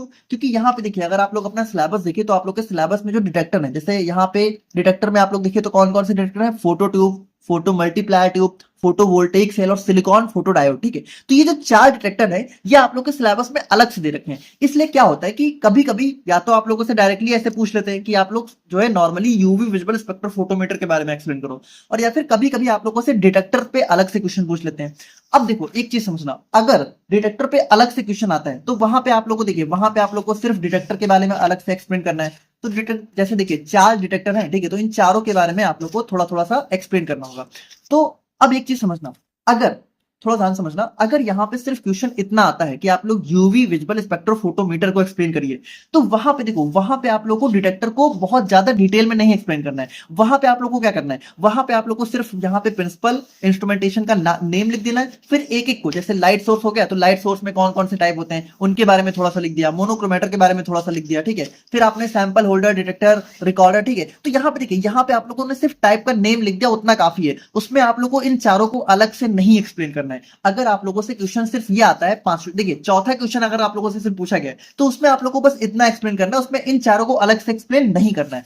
देखो कर दोगे तो अच्छा रहेगा, बट आई होप आप भी इतना समझते हो कि इन चारों को अलग से एक्सप्लेन करने में आप लोगों का बहुत ज्यादा टाइम लगेगा। तो उसमें आप लोग को, क्योंकि देखिए उसमें ऑलरेडी इतना कंटेंट आ जाएगा कि आप लोगों को इन चारों को अलग से एक्सप्लेन करने की जरूरत नहीं है। लेकिन अगर मान लीजिए ये क्वेश्चन जो है अलग से आ जाता है, ठीक है, तो अलग से आने पे क्या होगा, अलग से आने पे आप लोग को इन चारों को अलग से एक्सप्लेन कर देना है। तो यहाँ पे देखिए अब हम लोग क्या करते हैं, हम लोग यहाँ पे इस पूरे को देखते हैं और यहाँ पे हम लोग डिटेक्टर्स को भी साथ में देख लेंगे। तो हम लोग यहाँ पे देखिए हम लोग चौथा और पांचवा, ये जो फोर्थ एंड फिफ्थ क्वेश्चन है इसको साथ में देखते हैं। लेकिन आप लोग इतना समझ रहे हो कि अगर सिर्फ फोर्थ क्वेश्चन आता है तो आप लोग को सिर्फ इतना एक्सप्लेन करना है ना, और वहां पे फिर आप लोग जो इंस्ट्रूमेंटेशन है इसका डायग्राम आप लोग बना देना। और अगर आप लोगों से डिटेक्टर अलग से पूछते हैं तो डिटेक्टर अलग से एक्सप्लेन कर देना, और हर एक डिटेक्टर का डायग्राम भी आप लोग को अलग से थोड़ा सा बनाना पड़ेगा। अब यहाँ पे एक चीज और समझना कि जैसे यहाँ पे आप लोग देखिए तो क्वेश्चन में एक और चीज मेंशन है, single beam and double beam spectroscopy. अब देखो सिंगल बीम और डबल बीम चाहे कुछ भी पूछे, उसमें आप लोग को सब पूरा यही एक्सप्लेन करके आना है ना, यूवी विजिबल स्पेक्ट्रोस्कोपी के बारे में ही लिखना है, उसका इंस्ट्रूमेंटेशन बनाना है। अब सिंगल बीम और डबल बीम में डिफरेंस क्या होता है, सिंगल बीम और डबल बीम में एक छोटा सा डिफरेंस ये होता है कि जैसे देखिए जो सिंगल बीम होता है तो सिंगल बीम में क्या होता है, सिर्फ एक ही सैंपल सेल होती है, मतलब सिर्फ एक ही सैंपल होता है। जबकि जो हमारा कह सकते हो जो हमारा डबल बीम होती है, ठीक है, तो उसमें एक हमारी सैंपल सेल होती है और एक हमारी रेफरेंस, मतलब एक हमारा स्टैंडर्ड भी उसके अंदर आ जाता है। तो इसमें देखिए इसमें कुछ आप लोग को एक्स्ट्रा नहीं करना है, बस उसमें आप लोग क्या करना है, जैसे डबल बीम में आप लोग एक सैंपल सेल और एक रेफरेंस सेल बना देना और दो डिटेक्टर बना देना, एक सैंपल को डिटेक्ट करेगा, एक हमारा रेफरेंस को डिटेक्ट करेगा। और बाकी अगर यहाँ पे सिंगल बीम में क्या होता है, सिर्फ एक ही सैंपल होता है, एक ही डिटेक्टर होता है। तो बस इतना सा डिफरेंस होता है, बाकी सारी चीजें आप लोग को सेम ही लिख के आनी हो, है ना, डबल बीम और सिंगल बीम में कुछ अलग से नहीं एक्सप्लेन करना है। तो ये हमारा क्वेश्चन हो जाता है। आई होप कि आप लोग इस क्वेश्चन को समझ पाए होंगे। अब हम लोग यहाँ पे अपने पूरे यूवी विजुअल स्पेक्ट्रोफोटोमीटर या फिर instrumentation of UV visual spectroscopy को डिटेल में समझते हैं, और उसी के अंदर हम लोग डिटेक्टर्स को भी अच्छे से देख लेंगे, ठीक है, इन चारों को अच्छे से देख लेंगे। तो भाई देखिए अभी तक हम लोगों ने स्पेक्ट्रोस्कोपी का बेसिक इंट्रोडक्शन देखा, बाकी हम लोगों ने बीएल लैम्बर्ट्स लॉ सारी चीजें देखी। अगर आप लोग अपने सिलेबस को भी देखो तो हम लोगों ने ये सारी चीजें जो है एक एक करके देखी, ठीक है। बाकी देखिए एक टॉपिक हमारा सॉल्वेंट इफेक्ट है, ठीक है। तो देखिए सॉल्वेंट इफेक्ट कुछ खास नहीं है, मतलब इसका मतलब ये है कि अलग अलग सॉल्वेंट में भी थोड़ा बहुत हमारा कह सकते हो स्पेक्ट्रल चेंजेस देखने को मिल सकते हैं। तो ये कुछ खास नहीं है, मतलब इसमें पोलर नॉन पोलर सॉल्वेंट है, तो उतना हम लोगों ने यहाँ पे इसको इग्नोर कर दिया। बाकी वही चीज है कि बाकी सारी चीजें हम लोगों ने देख ली, और अब हम लोग बात करते हैं इसके इंस्ट्रूमेंटेशन के बारे में। तो देखिए सबसे पहले अगर हम लोग यूवी विजुअल स्पेक्ट्रोस्कोपी को देखें तो भाई सिंपल सी बात है, ये हमारा जो है एनालिटिकल टेक्निक होती है, जिसमें हम लोग यूवी लाइट का यूज करके, यूवी विजिबल लाइट का यूज करके हमारा सैंपल को एनालाइज करते हैं। अब इसका प्रिंसिपल क्या है, देखिए प्रिंसिपल बहुत ही सिंपल सा है कि UV visual spectroscopy measures how much light a sample absorb or transmit at specific wavelength. The amount of light absorbed is related to the concentration of absorbing species. यानी कि देखिए जितनी ज्यादा लाइट एब्जॉर्ब होगी उतना ज्यादा हमारा सैंपल का कंसंट्रेशन होगा। तो इस बेसिस पे हमारा यूवी विजुअल स्पेक्ट्रोस्कोपी हमारा सैंपल की एनालिसिस करता है। अब इसके अंदर हम लोग इंस्ट्रूमेंटेशन की बात करें तो मेनली हमें 5 पार्ट देखने को मिलते हैं। तो देखिए हम लोग यहाँ पे इसको एक एक करके अब अगर हम लोग डायरेक्टली इसका इंस्ट्रूमेंटेशन जो है अच्छे से देखें अपने यूवी विजुअल स्पेक्ट्रोस्कोपी का, तो यहाँ पे देखिए कुछ इस टाइप का हमें जो है इसका इंस्ट्रूमेंटेशन देखने को मिलता है। यानी कि इसमें देखिए क्या होता है, इसमें हमारा सबसे पहले लाइट सोर्स आ गया। अब देखिए ये जो मोनोक्रोमेटर देखा था, मोनोक्रोमेटर हम लोगों ने देखा था, ये हमारा बेसिकली जो है इतना 3 चीजों से मिलकर बना होता है। पहला होता है एंट्री स्लिट, दूसरा होता है निकोल प्रिज्म, ठीक है, और थर्ड होता है एग्जिट स्लिट। अब इसमें देखिए होता क्या है, जो लाइट हम लोग पास करते हैं तो ये लाइट हमारी सबसे पहले जो है हमारी एंट्री स्लिट से पास होती है, अंदर जाती है, ठीक है। अब अंदर जाने के बाद क्या होता है, जो मोनोक्रोमेट या जो हमारा प्रिज्म होता है ना, ये लाइट को अलग अलग इसकी जो है कह सकते हो वेवलेंथ में कन्वर्ट कर देता है, अलग अलग इसकी फ्रीक्वेंसी में कन्वर्ट कर देता है, ठीक है, इलेक्ट्रोमैग्नेटिक रेडिएशंस में। अब ये जो अलग अलग रेडिएशंस में लाइट हमारी कन्वर्ट हुई है ना, तो अब इसमें से जो हमारे काम की होती है उसको हमारा एग्जिट स्लिट क्या होता है, सिलेक्ट करता है और आगे पास कर देता है। यानी कि यहाँ पे देखिए बेसिकली क्या हो रहा है कि अलग अलग वेवलेंथ की लाइट में से हमें जो हमारी काम की है वो हमारी यहाँ से फाइनली पास होती है। तो यही होता है कि इसने क्या किया, मोनोक्रोमेटर ने पॉलीक्रोमेटिक लाइट को मोनोक्रोमेटिक लाइट में कन्वर्ट कर दिया। उसके बाद देखिए हमारा सैंपल होल्डर हो गया, जहां पे हमारा सैंपल देखने को मिलता है, फिर ये हमारा डिटेक्टर हो गया जो कि डिटेक्ट करेगा, और फाइनली हमारा रिकॉर्डर। तो ये हमारा हो जाता है instrumentation of UV visual spectroscopy, और इसी को हम लोग यहाँ पे एक एक करके अब देखेंगे। तो सबसे पहले बात करते हैं हम लोग यहाँ पे लाइट सोर्स के बारे में। तो लाइट सोर्स देखिए क्या होता है, लाइट सोर्स मतलब कि जो हमारा लाइट प्रोवाइड करता है। तो यहाँ पे देखिए इसके अलग अलग टाइप्स हमें देखने को मिल सकते हैं, जैसे कि हमारा ड्यूटेरियम लैंप हो गया, टंगस्टन हैलोजन लैंप हो गया, और जेनॉन लैंप हो गया। तो देखिए ड्यूटेरियम लैंप हमारा बेसिकली यूवी लाइट के लिए यूज किया जाता है, टंगस्टन हैलोजन लैंप हमारा मेनली जो है विजिबल लाइट के लिए, ठीक है, और इंफ्रारेड रीजन के लिए, और जेनॉन लैंप हमारा जो है यूवी विजिबल दोनों में ही हमारा जो है एक ब्रॉड स्पेक्ट्रम की लाइट प्रोवाइड करता है। अब मोनोक्रोमेटर की बात करें तो मोनोक्रोमेटर के हमारे 3 पार्ट होते हैं। पहला होता है एंट्रेंस स्लिट, जो कि हमारा क्या करता है, लाइट बीम को नैरो करता है। प्रिज्म क्या करता है, लाइट को जो है अलग अलग वेवलेंथ में डिस्पर्स करता है। एग्जिट स्लिट क्या करता है कि allows only the selected wavelength to pass through the sample, यानी कि जो वेवलेंथ हमें चाहिए होती है उसी वेवलेंथ को आगे पास करता है। सैंपल होल्डर हमारा क्या करता है, सैंपल को होल्ड करता है। अब इसके भी देखिए भाई अलग अलग टाइप के सैंपल होल्डर हो सकते हैं, लेकिन मेनली हमारा क्वार्ट्ज का सैंपल होल्डर हम लोग यूज करते हैं, जो कि यूवी विजिबल के लिए सुटेबल होता है। बाकी ग्लास और प्लास्टिक क्यूवेट्स भी यूज कर सकते हैं, जो कि विजिबल रीजन के लिए थोड़ा सा सुटेबल होता है। डिटेक्टर की बात करें तो डिटेक्टर भी हमारे बहुत अलग अलग टाइप के हो सकते हैं। और डिटेक्टर देखिए आप लोग के सिलेबस में डिटेक्टर जो है अलग से दे रखे हैं, जैसे कि हमारा photo tube, photo multiplier tube, photo voltaic cell और सिलिकॉन फोटो डायोड। तो इन चारों को हम लोग यहाँ पे अभी देखेंगे एक एक करके। बाकी अभी आप लोग सिंपली समझो कि हमारे 4 टाइप के मेनली डिटेक्टर हमें देखने को मिलते हैं।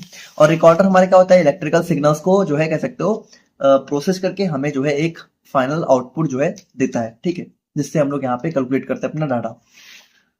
तो ये हो गया हमारा यहाँ पे जो है इंस्ट्रूमेंटेशन। और अब हम लोग यहाँ पे बात करते हैं टाइप्स ऑफ डिटेक्टर्स के बारे में। तो यहाँ पे देखिए जो हमारा यूवी विजुअल स्पेक्ट्रोस्कोपी है, इसमें मेनली हम लोग 4 टाइप के डिटेक्टर्स का यूज करते हैं। पहला हो गया फोटो ट्यूब। अब देखिए फोटो ट्यूब, देखिए डिटेक्टर सबसे पहली बात तो आप लोग समझिए करता क्या है।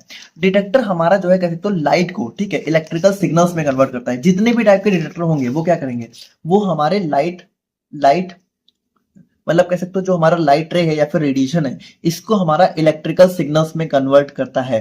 यही हमारा होता है डिटेक्टर का मेन काम। तो अब देखिए, अब ये जो हमारा फोटो ट्यूब होता है, फोटो ट्यूब देखिए क्या करता है, इसमें हमें जो है एक कैथोड एक एनोड देखने को मिलता है, ठीक है। तो देखिए जब भी हमारी लाइट रे क्या होता है, लाइट रे हमारी कैथोड पे पास होती है।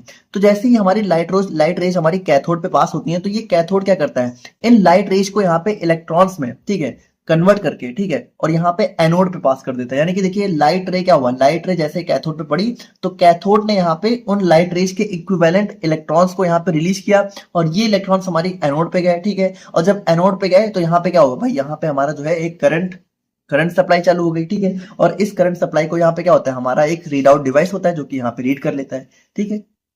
तो इस तरीके से यहाँ पे हमारा फोटो ट्यूब यहाँ पे काम करता है। तो यहाँ पे देखिए a phototube also known as photoelectric cell is a type of detector used in UV visible spectroscopy to convert light into electrical signal based on photoelectric effect। तो इसमें देखिए प्रिंसिपल क्या होता है, when light strikes on cathode it ejects electron विया the photo electric effect. यानी कि देखिए जैसे ही लाइट हमारी कैथोड पे पास होती है तो ये हमारे इलेक्ट्रॉन्स को रिलीज करना स्टार्ट कर देता है। अब ये जो इलेक्ट्रॉन्स होते हैं these photo electrons are attracted to the positively charge anode, ठीक है। तो ये हमारे एनोड की तरफ अट्रैक्ट होते हैं, ठीक है। और जैसे ही एनोड पे पास होते हैं तो हमारी एक स्मॉल करंट जनरेट होती है जो कि बिल्कुल प्रोपोर्शनल होती है इंटेंसिटी ऑफ लाइट के। यानी कि देखिए ये जो हमारी करंट जनरेट हुई है ये बिल्कुल हमारा जो है लाइट के जो लाइट आ रही है उसी के प्रोपोर्शनल, यानी कि उसी के बराबर की करंट हमारी जनरेट होगी। और इस तरीके से हम लोग यहाँ पे उस करंट को मेजर करके अपना सैंपल की एनालिसिस कर सकते हैं। अब एप्लीकेशन की बात करें तो हमारा वही चीज है कि अब्जॉर्बेंस, ट्रांसमिटेंस, इन सबको रिकॉर्ड करने के लिए हम लोग यहाँ पे इसका यूज करते हैं अपने यूवी विजुअल स्पेक्ट्रोस्कोपी में, ठीक है। बाकी हमारा मॉडरेट सेंसिटिविटी के लिए सुटेबल होता है। यानी कि देखिए मान लीजिए कि वो बहुत ही सेंसिटिव लाइट है, ठीक है, तो वहां पे ये हमारा काम का नहीं होता है। वहां पे फिर हम लोग यूज करते हैं अपने फोटो मल्टीप्लायर ट्यूब का। अब देखिए फोटो मल्टीप्लायर ट्यूब का हमारा बहुत ही हाईली सेंसिटिव लाइट डिटेक्टर होता है जो कि हमारा यूवी विजुअल स्पेक्ट्रोस्कोपी में देखने को मिलता है। और इसके अलावा बहुत ही अदर ऑप्टिकल इंस्ट्रूमेंट्स में भी इसका यूज हमें देखने को मिलता है। अब इसके प्रिंसिपल और वर्किंग की बात करें तो यहाँ पे देखिए इसके अंदर हमें देखने को मिलती है एक फोटो कैथोड, ठीक है, एक डायनोड्स का सिस्टम, डायनोड्स बहुत सारे होते हैं, और एक हमें एनोड देखने को मिलती है। अब इसको थोड़ा सा समझिएगा, देखिए यहाँ पे क्या होता है ना, इसका नाम क्या है, फोटो मल्टीप्लायर ट्यूब। यानी कि यहाँ पे होता क्या है, देखिए सबसे पहले हमें देखने को मिलती है फोटो कैथोड। अब ये फोटो कैथोड क्या करता है, हमारा लाइट रे जैसे ही पास होती है तो ये लाइट रेज को इलेक्ट्रॉन्स में कन्वर्ट करता है, ठीक है। तो यहाँ पे देखिए मान लीजिए लाइट रे पास हो रही है तो इसने क्या किया, इसने इसको इलेक्ट्रॉन्स में कन्वर्ट किया, ठीक है, ये हमारे इलेक्ट्रॉन्स हो गए। अब ये जो इलेक्ट्रॉन्स है ना, तो अब ये जब पास होते हैं ना तो यहां से देखिए अब यहाँ पे हमारे बहुत सारे होते हैं डायनोड्स, देखिए ये जो आप लोगों को दिख रहा है 1 2 3 4 5, तो हम लोगों ने 5 ही बनाए, बट ऐसे करके बहुत सारे डायनोड्स हमें देखने को मिलते हैं, लगभग 10 डायनोड्स हमें देखने को मिलते हैं।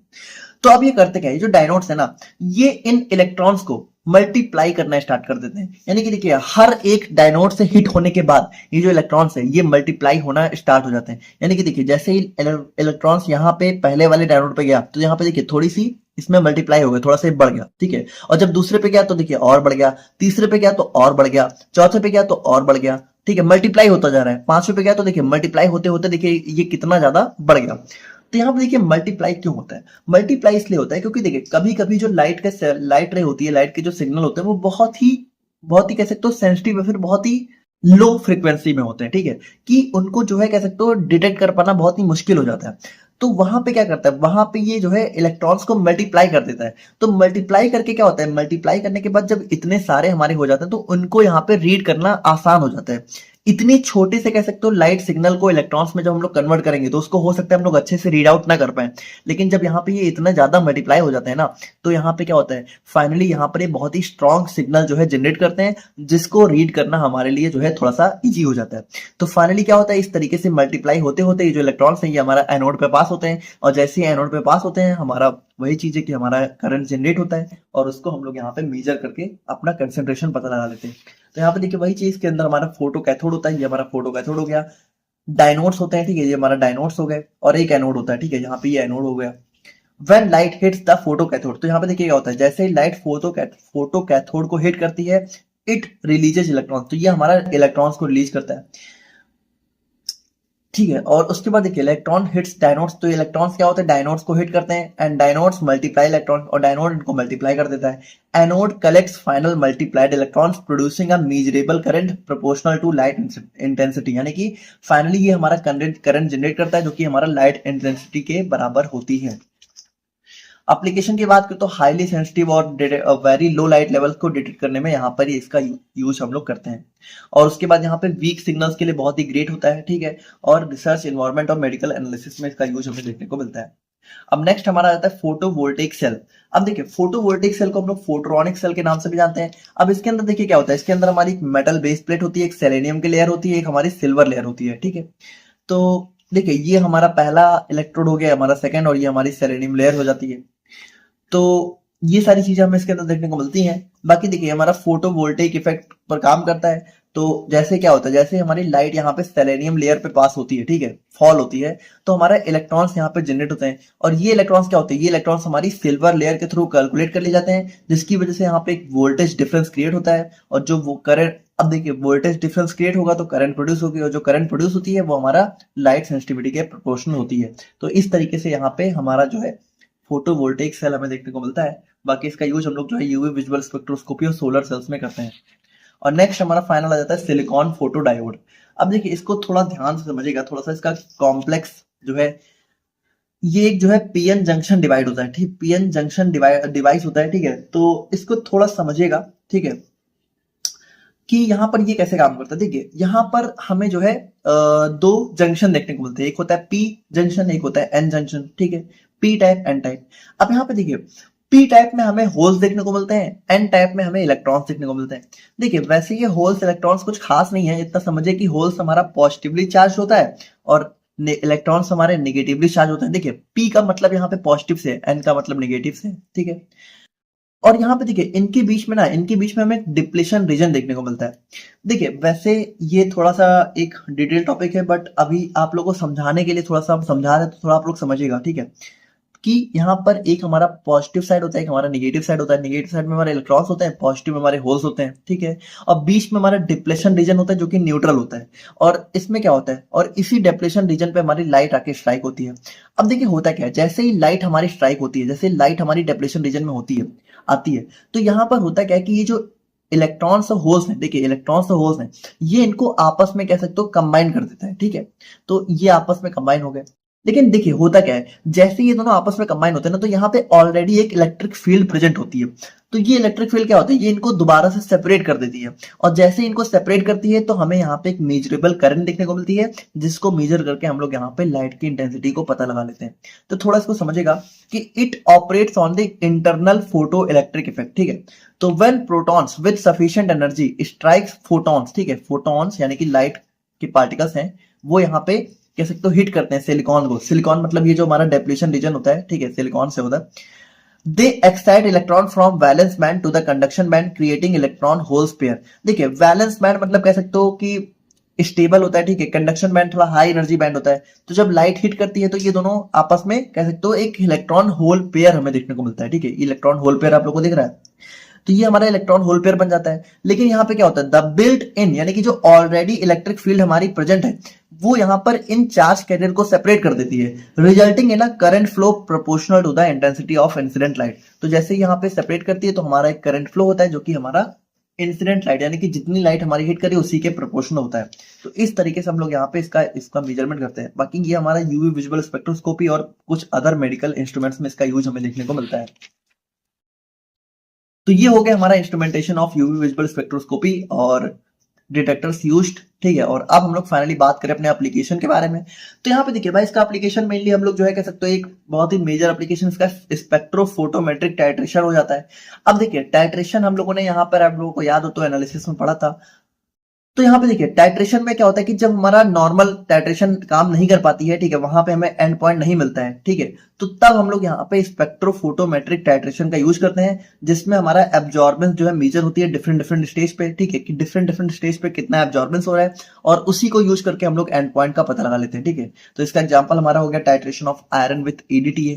अब नेक्स्ट हमारा आता है सिंगल कंपोनेंट एनालिसिस। तो देखिए सिंगल कंपोनेंट का मतलब है कि मान लीजिए कि कोई हमारा सैंपल है, ठीक है, कोई हमारा सैंपल है और इसमें कोई सिंगल कंपोनेंट प्रेजेंट है, ठीक है, लेकिन हमें पता नहीं कि वो क्या है। तो उसका पता लगाने के लिए हम लोग यहाँ पे स्पेक्ट्रोस्कोपी का यूज करते हैं। और मल्टी कंपोनेंट यानी कि मान लीजिए हमारा सैंपल है, अब इसमें एक से ज्यादा हमारे सैंपल या फिर सब्सटेंस प्रेजेंट है, तो तब भी हम लोग यहाँ पे इसका यूज करके जो है पता लगा लेते हैं, ठीक है। तो यहाँ पे देखिए स्पेक्ट्रोस्कोपी का यूज हम लोग जो है टाइट्रेशन में भी कर सकते हैं, सिंगल कंपोनेंट यानी सिंगल सब्सटेंस की एनालिसिस में भी कर सकते हैं, और मल्टी कंपोनेंट यानी कि एक से ज्यादा कंपाउंड की एनालिसिस में भी हम लोग यहाँ पे इसका यूज कर सकते हैं। यहाँ पे देखिए हमने अपने जो भी हमारा यूवी विजुअल स्पेक्ट्रोफोटोमीटर इसके अंदर जो भी डिटेक्टर्स होते हैं उन सभी को अच्छे से देख लिया है।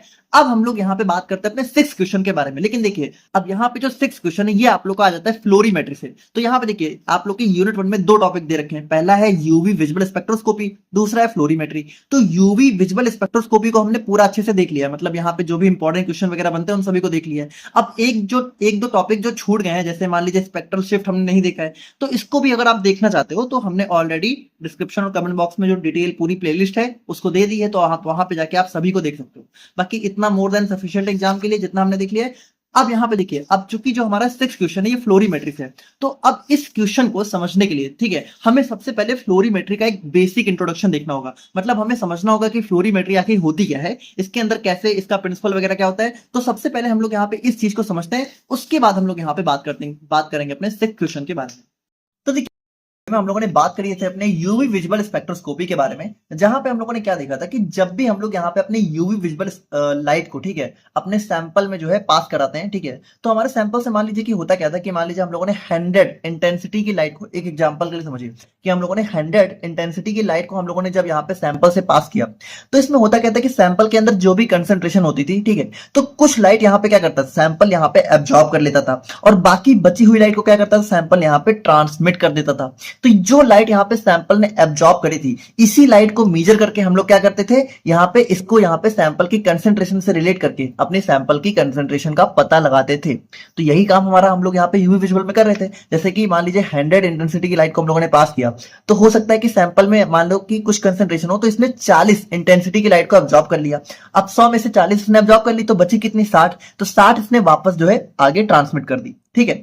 तो हम लोग क्या करते थे, हम लोग यहाँ पे इस 40 इंटेंसिटी की लाइट को एब्जॉर्ब मेजर करके, ठीक है, हम लोग अपने सैंपल की कंसेंट्रेशन का पता लगा रहे थे डायरेक्टली, ठीक है, जो लाइट सैंपल ने एब्जॉर्ब करी डायरेक्टली उसी को मेजर करके हम लोग यहाँ पे अपनी सैंपल की कंसेंट्रेशन का पता लगा रहे थे। ये काम हमारा था यूवी विजुअल स्पेक्ट्रोस्कोपी में। तो अब देखिए अगर हम लोग बात करें फ्लोरीमेट्री के बारे में ना, तो ये भी एक टाइप से कह सकते हो कि यूवी विजुअल के अंदर एक टाइप होता है, यानी कि फ्लोरीमेट्री के अंदर भी हम लोग क्या करते हैं, अपने सैंपल के अंदर यूवी विजुअल लाइट को पास करते हैं, ठीक है। तो जब पास करते हैं तो देखिए सेम चीजें यहां भी होंगी, यानी कुछ लाइट को सैंपल एब्जॉर्ब करेगा, कुछ को यहाँ पे ट्रांसमिट कर देगा। तो यहाँ पे देखिए फिर डिफरेंस क्या है, देखिए डिफरेंस यहाँ पे ये है कि थोड़ा समझिएगा, आप लोगों को याद हो तो हम लोगों ने जो है अपने यूनिट 1 के अंदर टॉपिक पढ़ा था इलेक्ट्रॉनिक ट्रांजिशंस का। इलेक्ट्रॉनिक ट्रांजिशन में हम लोगों ने क्या पढ़ा था कि जब भी यहाँ पे हम लोग सैंपल के अंदर लाइट पास करते हैं, ठीक है, तो सैंपल के अंदर जो इलेक्ट्रॉन्स होते हैं तो वो स्टार्टिंग में क्या होता है, स्टार्टिंग में कह सकते हो लोअर एनर्जी स्टेट में होते हैं। लोअर एनर्जी, या फिर कह सकते हो इसी चीज को हम लोग एक और नाम बोल सकते हैं कि ग्राउंड स्टेट में होते हैं। ठीक है, ग्राउंड स्टेट मतलब कि यहाँ पे लोअर एनर्जी में होते हैं। लेकिन जैसे ही यहाँ पे इस सैंपल को यहाँ पे क्या होता है, लाइट मिलती है, तो ये इलेक्ट्रॉन्स क्या होता है, इन ये इलेक्ट्रॉन्स यहाँ पे इस लाइट को एब्जॉर्ब करके, ठीक है, अपने लोअर एनर्जी से, ठीक है, हायर एनर्जी की स्टेट में पहुंच जाते हैं। कहां पहुंच जाते हैं, लोअर से हायर में। ठीक है, और इसी हायर एनर्जी को हम लोग एक और नाम बोल सकते हैं कि अपने एक्साइटेड स्टेट में पहुंच जाते हैं। यानी हुआ क्या कि जैसे ही हम लोगों ने सैंपल में लाइट पास करी, ठीक है, तो लाइट पास करने के बाद क्या हुआ, इलेक्ट्रॉन्स यहाँ पे लाइट को एब्जॉर्ब किए और ये अपनी लोअर से हायर एनर्जी की स्टेट में पहुंच गया, फिर ग्राउंड स्टेट से एक्साइटेड स्टेट में पहुंच गए। अब देखिए होता क्या है कि जब इलेक्ट्रॉन्स यहाँ पे लोअर से हायर एनर्जी में जाता है ना, तो ये जाता तो है, लेकिन फिर ये तुरंत बहुत मिली सेकेंड्स के अंदर ये वापस भी जो है हायर से लोअर में वापस भी आता है। तो देखिए इसने क्या किया, इसने लाइट को एब्जॉर्ब किया, मान लेते कि इसने 40 इंटेंसिटी की लाइट को एब्जॉर्ब किया, ठीक है, और ये लोअर से हायर में गया। अब देखिए होगा क्या, होगा ये कि वापस भी आएगा, और जब ये वापस आएगा, ठीक है, ध्यान समझिएगा, जब ये वापस आएगा तो ये वापस आते समय भी क्या होगा भाई, देखिए जब इसने लाइट को एब्जॉर्ब किया था तभी तो ये लो से हाई में गया था, तो अगर ये वापस आएगा तो जो लाइट इसने एब्जॉर्ब करी है उस लाइट को ये इमिट भी तो करेगा, इमिट भी तो करेगा। तो यहाँ पे होता क्या है कि जब ये सैंपल वापस जो है कह सकते हो, मतलब हमारा इलेक्ट्रॉन्स वापस अपनी हायर से लोअर एनर्जी स्टेट में आते हैं, तो जितनी लाइट इन्होंने एब्जॉर्ब करी होती है वही सेम इंटेंसिटी, वही सेम लाइट यहाँ पे ये इमिट भी करने लगते हैं। और जब हम लोग क्या करते हैं, जब हम लोग यहाँ पे अपने इस इमिशन को मेजर करते हैं, यानी कि जो लाइट सैंपल यहाँ पे हाई से लो में वापस आते समय इमिट करता है, जब हम लोग यहाँ पे इस लाइट को मेजर करके अपने सैंपल की कंसेंट्रेशन का पता लगाते हैं, तो इस चीज को हम लोग बोलते हैं फ्लोरीमेट्री। ध्यान समझिएगा, दो टर्म है यहाँ पे हम लोग बात कर रहे हैं इमिटेंस की। देखिए एक हम लोगों ने देखा था ट्रांसमिटेंस, ट्रांसमिटेंस और इमिटेंस में देखिए बहुत डिफरेंस होता है। देखिए ट्रांसमिटेंस का मतलब क्या है कि ट्रांसमिटेंस का मतलब वो लाइट जो सैंपल ने एब्जॉर्ब नहीं करी और डायरेक्टली ट्रांसमिट कर दी, बिना सैंपल में एब्जॉर्ब हुई लाइट ट्रांसमिट हो गई, ठीक है, तो ये हो गया ट्रांसमिटेंस। लेकिन इमिटेंस मतलब क्या होता है, इमिटेंस का मतलब वो लाइट होती है जो सैंपल ने एब्जॉर्ब करी हो, तो एब्जॉर्ब करने के बाद जब उसी लाइट को सैंपल यहाँ पे इमिट करता है, तो उस इमिटेंस को जब हम लोग यहाँ पे मेजर करते हैं तो वो चीज हमारी आ जाती है फ्लोरीमेट्री के अंदर। अब देखिए आप लोग को हो सकता है लगे कि भाई अगर हम लोग इसी एब्जॉर्ब लाइट को इमिट करने के बाद मेजर कर रहे हैं तो फिर इससे हमारा फायदा क्या है, हम लोग इसी को डायरेक्ट मेजर कर लें। देखिए ऐसा है ना कि इन दोनों में थोड़ा डिफरेंस होता है। जैसे कि जो लाइट सैंपल एब्जॉर्ब करता है वो यूजुअली यहाँ पे शॉर्टर वेवलेंथ की होती है, लेकिन जो लाइट सैंपल यहाँ पे इमिट करता है ना, ये थोड़ा सा लॉन्गर वेवलेंथ की लाइट को इमिट करता है। यानी कि कह सकते हो कि जो लाइट सैंपल यहाँ पे हाई से लो में वापस आते समय इमिट करता है वो थोड़ी सी डिफरेंट लाइट होती है, और इसी चीज को हम लोग यहाँ पे फ्लोरोसेंस का नाम भी दे देते हैं। ठीक है, क्या बोलते थे, फ्लोरोसेंस। यानी कि बेसिकली हम लोग क्या करेंगे, बेसिकली हम लोग यहाँ पे ये करेंगे कि फ्लोरीमेट्री के अंदर यहाँ पे हम लोग सैंपल के अंदर यूवी विजिबल लाइट को डालेंगे। लाइट को डालने के बाद क्या होगा, सैंपल यहाँ पे लो से हाई एनर्जी स्टेट में जाएगा, और जब ये लो से हाई में जाएगा तो ये वापस भी हाई से लो में आएगा, और वापस आते समय ये कुछ लाइट को इमिट करेगा, और जो लाइट इमिट करेगा वो लाइट हमें जो है फ्लोरोसेंस के फॉर्म में देखने को मिलेगी। और इसी फ्लोरोसेंस को मेजर करके हम लोग क्या करेंगे, अपने सैंपल की कंसेंट्रेशन को पता लगाएंगे। अब अगर आप लोग यहाँ पे बहुत सिंपली समझो तो रेडियम आप लोग को पता है, रेडियम क्या होता है भाई, देखिए अच्छा देखिए फ्लोरोसेंस मतलब क्या होता है, फ्लोरोसेंस मतलब होता है चमक, ठीक है, मतलब थोड़ी सी शाइनिंग, ब्राइटनेस। यानी कि बेसिकली हम लोग ये कह सकते हैं कि जब यहाँ पे सैंपल के अंदर हम लोग लाइट को डालते हैं, यूवी विजिबल लाइट को, ठीक है, तो ये नॉर्मल लाइट होती है, लेकिन जब ये वापस आते समय इसी लाइट को इमिट करता है ना, तो थोड़ी सी चमक हमें देखने को मिलती है, यानी कि थोड़ा सा उसके अंदर फ्लोरोसेंस देखने को मिलता है। तो इसी चीज को मेजर करके हम लोग यहाँ पे अपने सैंपल की कंसेंट्रेशन का पता लगाएंगे। अब देखिए यहाँ पे डिफरेंस क्या है, यूवी विजिबल और फ्लोरोसेंस फ्लोरीमेट्री में डिफरेंस क्या है। तो सबसे पहला डिफरेंस तो यही है कि यहाँ पे जो लाइट सैंपल ने एब्जॉर्ब करी उसको हम लोग डायरेक्टली मेजर करते हैं, और यहाँ पे हम लोग क्या करते हैं कि जो लाइट सैंपल ने एब्जॉर्ब करके वापस जब इमिट करी उस चीज को मेजर करते हैं, तो वो हमारा फ्लोरीमेट्री होता है। अब देखिए दूसरा डिफरेंस ये होता है कि ना कि देखिए हर सैंपल फ्लोरीमेट्री नो शो नहीं कर सकता है, मतलब कि देखिए सभी सैंपल यहाँ पे फ्लोरोसेंस शो नहीं करते हैं, सिर्फ कुछ पार्टिकुलर सैंपल ही शो करते हैं, तो उन्हीं की हम लोग फ्लोरीमेट्री के अंदर मेजरमेंट कर सकते हैं। बाकी का मेजरमेंट हम लोग यूवी विजिबल के अंदर करते हैं। यूवी विजिबल के देखिए फ्लोरीमेट्री यूवी विजिबल के अंदर शो हो सकती है, लेकिन सभी के अंदर शो नहीं होगी। यानी कि कह सकते हो कि मेन चीज ये है कि फ्लोरीमेट्री हम लोग उसी सैंपल का करेंगे जो फ्लोरोसेंस शो करते होंगे, यानी कि जो वापस कह सकते हो हायर से लो आते वक्त जो है इलेक्ट्रॉन्स को इमिट करते हैं, उन्हीं का हम लोग यहाँ पे कह सकते हो फ्लोरीमेट्री के अंदर मेजरमेंट कर सकते हैं। तो आई होप कि आप लोग समझ गए। बाकी देखिए इसका एग्जांपल की बात करते जो हमारा रेडियम होता है, तो आप लोग को पता है कि जो रेडियम होता है उस पर जैसे हम लोग लाइट पड़ती है रेडियम पे, तो रेडियम चमकता है। तो देखिए रेडियम क्यों चमकता है, क्योंकि जैसे उस पर लाइट पड़ती है ना, वो रेडियम के जो इलेक्ट्रॉन्स होते हैं वो हाई से लो से हाई जाते हैं, और वापस जब आते हैं तो वो वापस आते समय क्या होता है, लाइट को जो है इमिट करते हैं और इसी वजह से हमें रेडियम जो है चमकता हुआ देखने को मिलता है। ठीक है, तो वही चीज हमारी होती है फ्लोरोसेंस। बाकी आप लोगों ने जो है रोड पे चलते वक्त जो हमारे बड़े बड़े बैनर्स लगे होते हैं, ठीक है, तो वहां पे भी हमारा रेडियम का यूज होता है और वो भी लाइट पड़ने पे क्या होता है, चमकते हैं। ठीक है, तो देखिए वो लाइट पड़ने पे इसलिए चमकते हैं क्योंकि वहां पे वो फ्लोरोसेंस जो है शो करते हैं। और देखिए ये सारी चीजें बहुत तेजी से होती है, मतलब यहाँ पे ऐसा नहीं होता कि हम लोग पहले लाइट, हम लोग को लगता है ना कि पहले हम लोग लाइट डालेंगे, फिर वो एब्जॉर्ब करेगा, फिर वो इमिट करेगा, लेकिन ये सब बहुत मिली सेकेंड्स के अंदर होता है, यानी कि तुरंत लाइट को एब्जॉर्ब करता है, तुरंत वो हाई से जाता है, तुरंत हाई से लो में आता है, जैसे हाई से लो में आता है हमें यहाँ पे फ्लोरोसेंस शो हो जाती है। तो यही होता है हमारा फ्लोरीमेट्री का बेसिक प्रिंसिपल। बाकी अब हम लोग थोड़ा सा देखते हुए चलते हैं और इसके अंदर देखिए एक और टॉपिक हमें देखना है, फॉस्फोरोसेंस। ठीक है, डिफरेंस भी देखेंगे क्या होता है, सारी चीजें देखेंगे।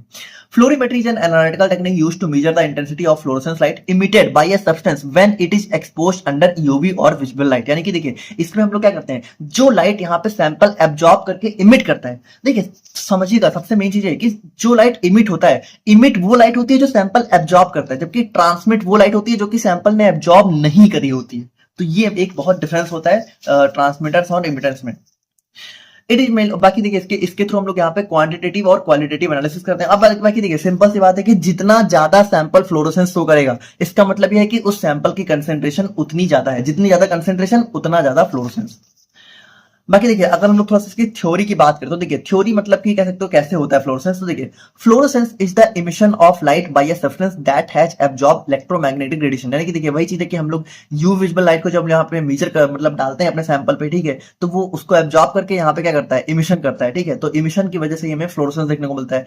After absorbing UV visible light a molecule gets excited from the ground state to an excited state. तो यहाँ पे देखिए वही चीज है कि हमारा जो इलेक्ट्रॉन्स है वो ग्राउंड से एक्साइटेड स्टेट में एक्साइट होता है। When the molecule returns back to the ground state, यानी कि जब ये वापस हाई से लो में आता है, it emits the light of longer wavelength. तो ये क्या करता है, ये लॉन्गर वेवलेंथ की लाइट को इमिट करता है। ठीक है, this emitted light is called fluorescence और इसी इमिटेड लाइट को हम लोग यहाँ पे फ्लोरोसेंस बोलते हैं। Fluorescence is an extremely sensitive technique detecting molecules at very low concentration. यानी कि देखिए अब फ्लोरोसेंस का एक फायदा ये भी है कि इसमें मान लीजिए कि कोई सैंपल उसकी कंसेंट्रेशन बहुत कम है, तब भी हम लोग यहाँ पे उसको मेजर कर सकते हैं, जबकि यूवी विजुअल में हो सकता है हम लोग यहाँ पे उस चीज को मेजर ना कर पाए। तो ये हमारा हो जाता है फ्लोरीमेट्री। और तो यहाँ पे देखिए हमने अपने फ्लोरीमेट्री का एक बेसिक इंट्रोडक्शन देख लिया है। आई होप कि आप लोग यहाँ पे समझ गए होंगे कि फ्लोरीमेट्री के अंदर क्या क्या चीजें होती है, फ्लोरोसेंस कैसे होता है। अब हम लोग यहाँ पे बात करते हैं अपने singlet, doublet and triplet electronic states के बारे में। देखिए सबसे बेसिक चीज तो वही थी कि हम लोगों ने देखा कि जो हमारे इलेक्ट्रॉन्स होते हैं, ठीक है, तो उनके अंदर दो स्टेट हो सकती है, कह सकते हो एक होती है ग्राउंड स्टेट, ठीक है, एक होती है ग्राउंड स्टेट और एक हो जाती है हमारी यहाँ पे एक्साइटेड स्टेट। ठीक है, लेकिन देखिए यहाँ पे बेसिकली इलेक्ट्रॉन्स के अंदर ना चार स्टेट होती हैं, एक हो गया ग्राउंड स्टेट, एक हो गया एक्साइटेड स्टेट, एक हमारी और आ जाती है, इसको हम लोग बोलते हैं ट्रिपलेट स्टेट। ठीक है, तो ट्रिपलेट स्टेट क्या होती है, ग्राउंड स्टेट और एक्साइटेड स्टेट के बीच की एक स्टेट होती है, अभी हम लोग इसको देखेंगे। और एक हमारी और आ जाती है इसके अंदर डबलेट स्टेट। ठीक है, तो देखिए वैसे डबलेट स्टेट आप लोग के सिलेबस में दे तो रखी है, बट इसका यहाँ पे फ्लोरोसेंस से कोई लेना देना है नहीं, बट इसको भी देख लेंगे, ज्यादा कुछ खास नहीं है। तो बेसिकली हम लोगों ने चार टाइप की देखा कि इलेक्ट्रॉन्स की जो स्टेट होती है वो चार टाइप की होती है। ग्राउंड स्टेट मतलब कि जब इलेक्ट्रॉन सबसे लोअर एनर्जी में होता है, एक्साइटेड मतलब कि जब सबसे हायर एनर्जी में होता है, ठीक है, ट्रिपलेट मतलब कि थोड़ा सा कह सकते हो इन दोनों के मॉडरेट स्टेट होती है इन दोनों के बीच की, और डबलेट भी हमारी एक स्टेट होती है। ठीक है, तो अगर हम लोग यहाँ पे देखें तो देखिए electronic state means the specific arrangement of electrons और atoms in a molecule describe by their energies, quantum number and orbitals. अब देखिए वैसे तो देखा जाए तो इलेक्ट्रॉनिक स्टेट एक बहुत ही डीप टॉपिक है, इसको हमें बहुत डिटेल में अगर चाहे तो समझ सकते हैं, लेकिन उतना आपके सिलेबस में काम का भी नहीं है, ना एग्जाम में कभी पूछा जाता है, और इतनी केमिस्ट्री के अंदर डीप में हम लोग जाएंगे भी नहीं, तो हम लोग थोड़ा सा जो है कह सकते हो थोड़ा सा ऊपर ऊपर से ही देखेंगे। बाकी समझ जाओगे आप लोग, इतना कुछ खास नहीं है, लेकिन थोड़ा सा वही है कि क्वांटम नंबर, ऑर्बिटल्स, अगर आप लोग को ये सारी चीजें पता है तो आप लोग खुद भी अच्छे से समझ सकते हो।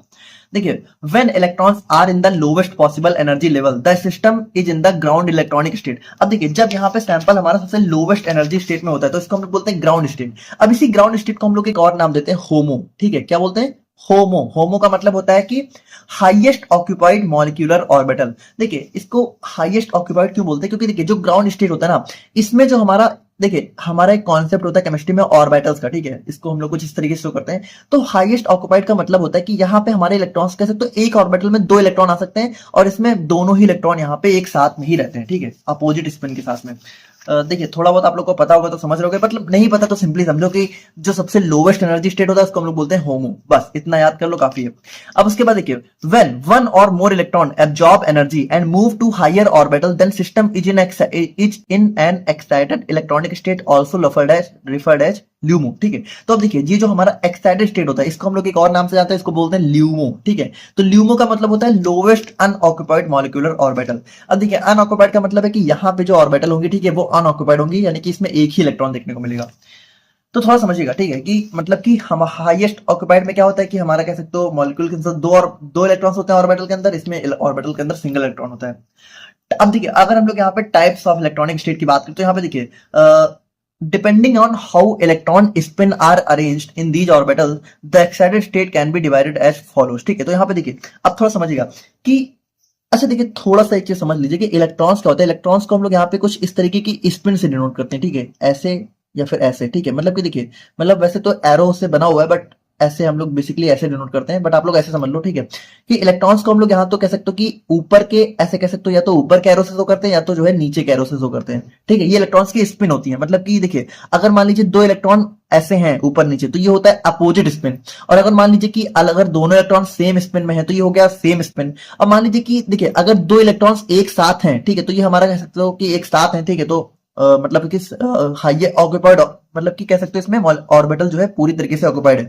और अगर मान लो कह सकते हो कि दो इलेक्ट्रॉन्स अलग अलग ऑर्बिटल्स में है, ठीक है, तो एक ऑर्बिटल में दो इलेक्ट्रॉन आ सकते हैं, तो ये हमारा अनऑक्युपाइड हो गया। तो थोड़ा बहुत मतलब इसको आप समझिएगा, बाकी कुछ खास नहीं है। तो अब अगर हम लोग यहाँ पे इन चारों को देखें तो यहाँ पे देखिए जो हमारा ग्राउंड स्टेट होता है तो इसको हम लोग ग्राउंड सिंगलेट स्टेट भी बोल सकते हैं। तो यहाँ पे देखिए ये हमारा सबसे लोवेस्ट एनर्जी का स्टेट होता है, the normal state of an molecule where all electrons are paired in orbitals most organic molecules in their natural condition. तो यहाँ पे देखिए जब भी कोई मॉलिक्यूल हमारा उसके कह सकते हो नेचुरल कंडीशन में होता है तो उसको हम लोग बोलते हैं ग्राउंड स्टेट। ग्राउंड स्टेट मतलब कि यहाँ पे लोवेस्ट एनर्जी में होता है और हमारा जो इलेक्ट्रॉन होता है, और यहाँ पे क्या होता है देखिए पेयर्ड। पेयर्ड का मतलब है कि जो ऑर्बिटल है इसके अंदर इलेक्ट्रॉन्स यहाँ पे पेयर के अंदर एग्जिस्ट करते हैं कुछ इस तरीके से, ठीक है। तो ये हमारा हो गया ग्राउंड स्टेट। अब अगर हम लोग यहाँ पे बात करें अपने डबलेट स्टेट की, तो यहाँ पे देखिए डबलेट स्टेट में क्या होता है, an electronic state where one unpaired electron is present common in free radical. अब देखिए इसको थोड़ा समझिएगा कि एक हमारा हो गया ग्राउंड स्टेट जहां पे हमारा पेयर में इलेक्ट्रॉन है। अब एक हमारा हो जाता है डबलेट स्टेट। डबलेट स्टेट में क्या होता है कि हमारा सिंगल कह सकते हो एक सिंगल इलेक्ट्रॉन ही प्रेजेंट होता है, यानी कि देखिए वन अनपेयर्ड। अनपेयर्ड का मतलब कि सिंगल अनपेयर्ड इलेक्ट्रॉन प्रेजेंट है, तो ये हमारा हो गया डबलेट स्टेट। अब एक हमारा जाता है सिंगलेट एक्साइटेड स्टेट, या फिर इसी को हम लोग बोल सकते हैं हमारा जो एक्साइटेड स्टेट है जो कि हम लोगों ने देखा था। तो यहाँ पे देखिए इसमें क्या होता है, when a molecule absorb energy and an electron jumps to a higher orbital without changing its spin। तो यहाँ पे देखिए अब इसमें क्या होता है, इसमें ये होता है कि देखिए ये हमारा ग्राउंड स्टेट है, ठीक है, ग्राउंड स्टेट हम लोगों ने देखा था। अब देखिए एक्साइटेड स्टेट में इलेक्ट्रॉन कब जाता है, जब वो यहाँ पे एनर्जी को कह सकते हो या फिर लाइट को अब्जॉर्ब करता है। तो देखिए जब ये ग्राउंड से एक्साइटेड में जाता है तो यहाँ पे देखिए है तो हमारे दो इलेक्ट्रॉन है ना, दो इलेक्ट्रॉन्स हैं, तो ये जाएंगे जब ऊपर एक्साइटेड स्टेट में तो जाएंगे भी दोनों इलेक्ट्रॉन, यानी कि कह सकते हो दोनों इलेक्ट्रॉन हमारा ग्राउंड से एक्साइटेड में जाएंगे। लेकिन होगा क्या, यहाँ पे जो कह सकते हो ये अलग अलग हो जाएंगे, मतलब कि कह सकते हो पहले ये एक साथ ऑर्बिटल में थे, अब यहाँ पे क्या होगा ये दोनों अलग अलग हो जाएंगे लेकिन सेम स्पिन के साथ, यानी कि एक अगर ऊपर था तो एक ऊपर रहेगा और एक अगर नीचे की तरफ था तो एक हमारा नीचे की तरफ ही रहेगा। तो ये हमारा हो जाता है सिंगलेट एक्साइटेड स्टेट। यानी कि देखिए when a molecule absorb energy, यानी कि इसमें क्या हुआ, इस वाले इलेक्ट्रॉन ने एनर्जी को एब्जॉर्ब किया, ठीक है, और यहाँ पे इलेक्ट्रॉन क्या हुआ, जंप कर गया higher orbital without changing its spin. यानी कि देखिए इसने अपने स्पिन को चेंज नहीं किया। चेंज ना करने का मतलब है कि अगर ये यहाँ पे ग्राउंड स्टेट में एक ऊपर एक नीचे था तो ऊपर भी, ऊपर जाने के बाद भी क्या है, एक ऊपर है एक नीचे है। ऐसा नहीं है कि दोनों ऊपर हो गए दोनों नीचे हो गए, सेम ही है, बस अलग अलग हो गए, ठीक है। तो ये हमारा सिंगलेट एक्साइटेड स्टेट हो गया। अब देखिए अगर हम लोग ट्रिपलेट एक्साइटेड स्टेट की बात करें तो ये जो हमारा ट्रिपलेट स्टेट था जो कि हमारा ग्राउंड और एक्साइटेड के बीच में था, तो इसमें देखिए क्या होता है, formed when an excited electron flips its spin and becomes parallel to the ground state electron. अब देखिए ध्यान समझिएगा कि ये जो हमारा ग्राउंड स्टेट था, ठीक है, इसमें क्या था, इसमें हमारे इलेक्ट्रॉन्स जो है कुछ इस तरीके से थे, है ना, और एक्साइटेड स्टेट में जाने के बाद क्या हुआ, हमारे इलेक्ट्रॉन्स कुछ इस तरीके से थे, है ना, एक मतलब ऊपर जाने के बाद कह सकते हो अनपेयर्ड हो गए थे, है ना, और लेकिन स्पिन सेम ही थी, मतलब कि कह सकते हो एक ऊपर था तो एक ऊपर था और एक नीचे था तो एक नीचे था। ये हमारा एक्साइटेड था। लेकिन अब मान लीजिए क्या हो कि एक्साइटेड स्टेट के इलेक्ट्रॉन्स अगर अपनी स्पिन को चेंज कर लें, यानी कि देखिए ग्राउंड का मतलब यहाँ पे दोनों इलेक्ट्रॉन्स एक ही ऑर्बिटल में है, एक्साइटेड का मतलब कि दो अलग अलग में है, लेकिन स्पिन दोनों की अभी भी अपोजिट ही है। लेकिन अब अगर ये दोनों स्पिन सेम हो जाए, यानी कि देखिए अगर ये जो नीचे वाला इलेक्ट्रॉन्स है ये जो है इस तरीके से कुछ ऊपर हो जाए, यानी कि अब यहाँ पे देखिए है दोनों अभी भी अलग अलग, लेकिन दोनों अलग अलग होने के बावजूद क्या हुआ, सेम स्पिन में आ गए, ठीक है। यानी कि वन देखिए one electron flips its spin, यानी कि इसने क्या किया, अपने स्पिन को फ्लिप कर लिया, यानी कि नीचे से ऊपर कर लिया, and becomes parallel to the ground state electron. और यहाँ पे देखिए क्या हुआ, दोनों एक साथ पैरेलल आ गए, तो ये हमारा हो जाता है ट्रिपलेट एक्साइटेड स्टेट। अब यहाँ पे देखिए इस फिगर में आप लोग ध्यान से समझिएगा, देखिए ग्राउंड स्टेट का मतलब क्या है कि दोनों इलेक्ट्रॉन यहाँ पे एक साथ जो है एक ही ऑर्बिटल में। एक्साइटेड का मतलब क्या है कि ये दोनों अलग अलग हो गए, लेकिन देखिए है सेम ही, यानी कि देखिए एक ऊपर था तो एक ऊपर है, एक नीचे था तो एक नीचे है। डबलेट का मतलब कि इसमें सिर्फ एक वन अनपेयर्ड इलेक्ट्रॉन ही होता है, सिंगल, ठीक है। और ट्रिपलेट का मतलब कि यहाँ पे देखिए क्या हुआ, यहाँ पे है तो दो, लेकिन दोनों सेम ही स्पिन में हो गए। तो यहाँ पे देखिए ये हमारे हो जाते हैं जो है चार टाइप की स्टेट, ठीक है। एक हो गया एक्साइटेड स्टेट सिंगलेट, एक हो गया ट्रिपलेट एक्साइटेड स्टेट, एक हो गया हमारा ग्राउंड सिंगलेट स्टेट। अब देखिए इन तीनों का काम ही हमारा फ्लोरोसेंस के अंदर होता है, ग्राउंड, सिंगल और ट्रिपलेट। डबलेट का यहाँ पे ज्यादा काम होता नहीं है। तो अब इस फिगर में आप लोग बहुत ध्यान से समझिएगा, ये फिगर अगर आप लोग समझ गए तो आप लोग को सारी चीजें समझ में आ जाएंगी। थोड़ा ध्यान से देखिएगा, देखिए यहाँ पे ये जो आप लोगों को ये वाला स्टेट दिख रहा है, ठीक है, ये है हमारा यहाँ पे सिंगलेट एक्साइटेड स्टेट, ठीक है, मतलब सिंगलेट ग्राउंड स्टेट, यानी कि देखिए ये हमारा ग्राउंड स्टेट है।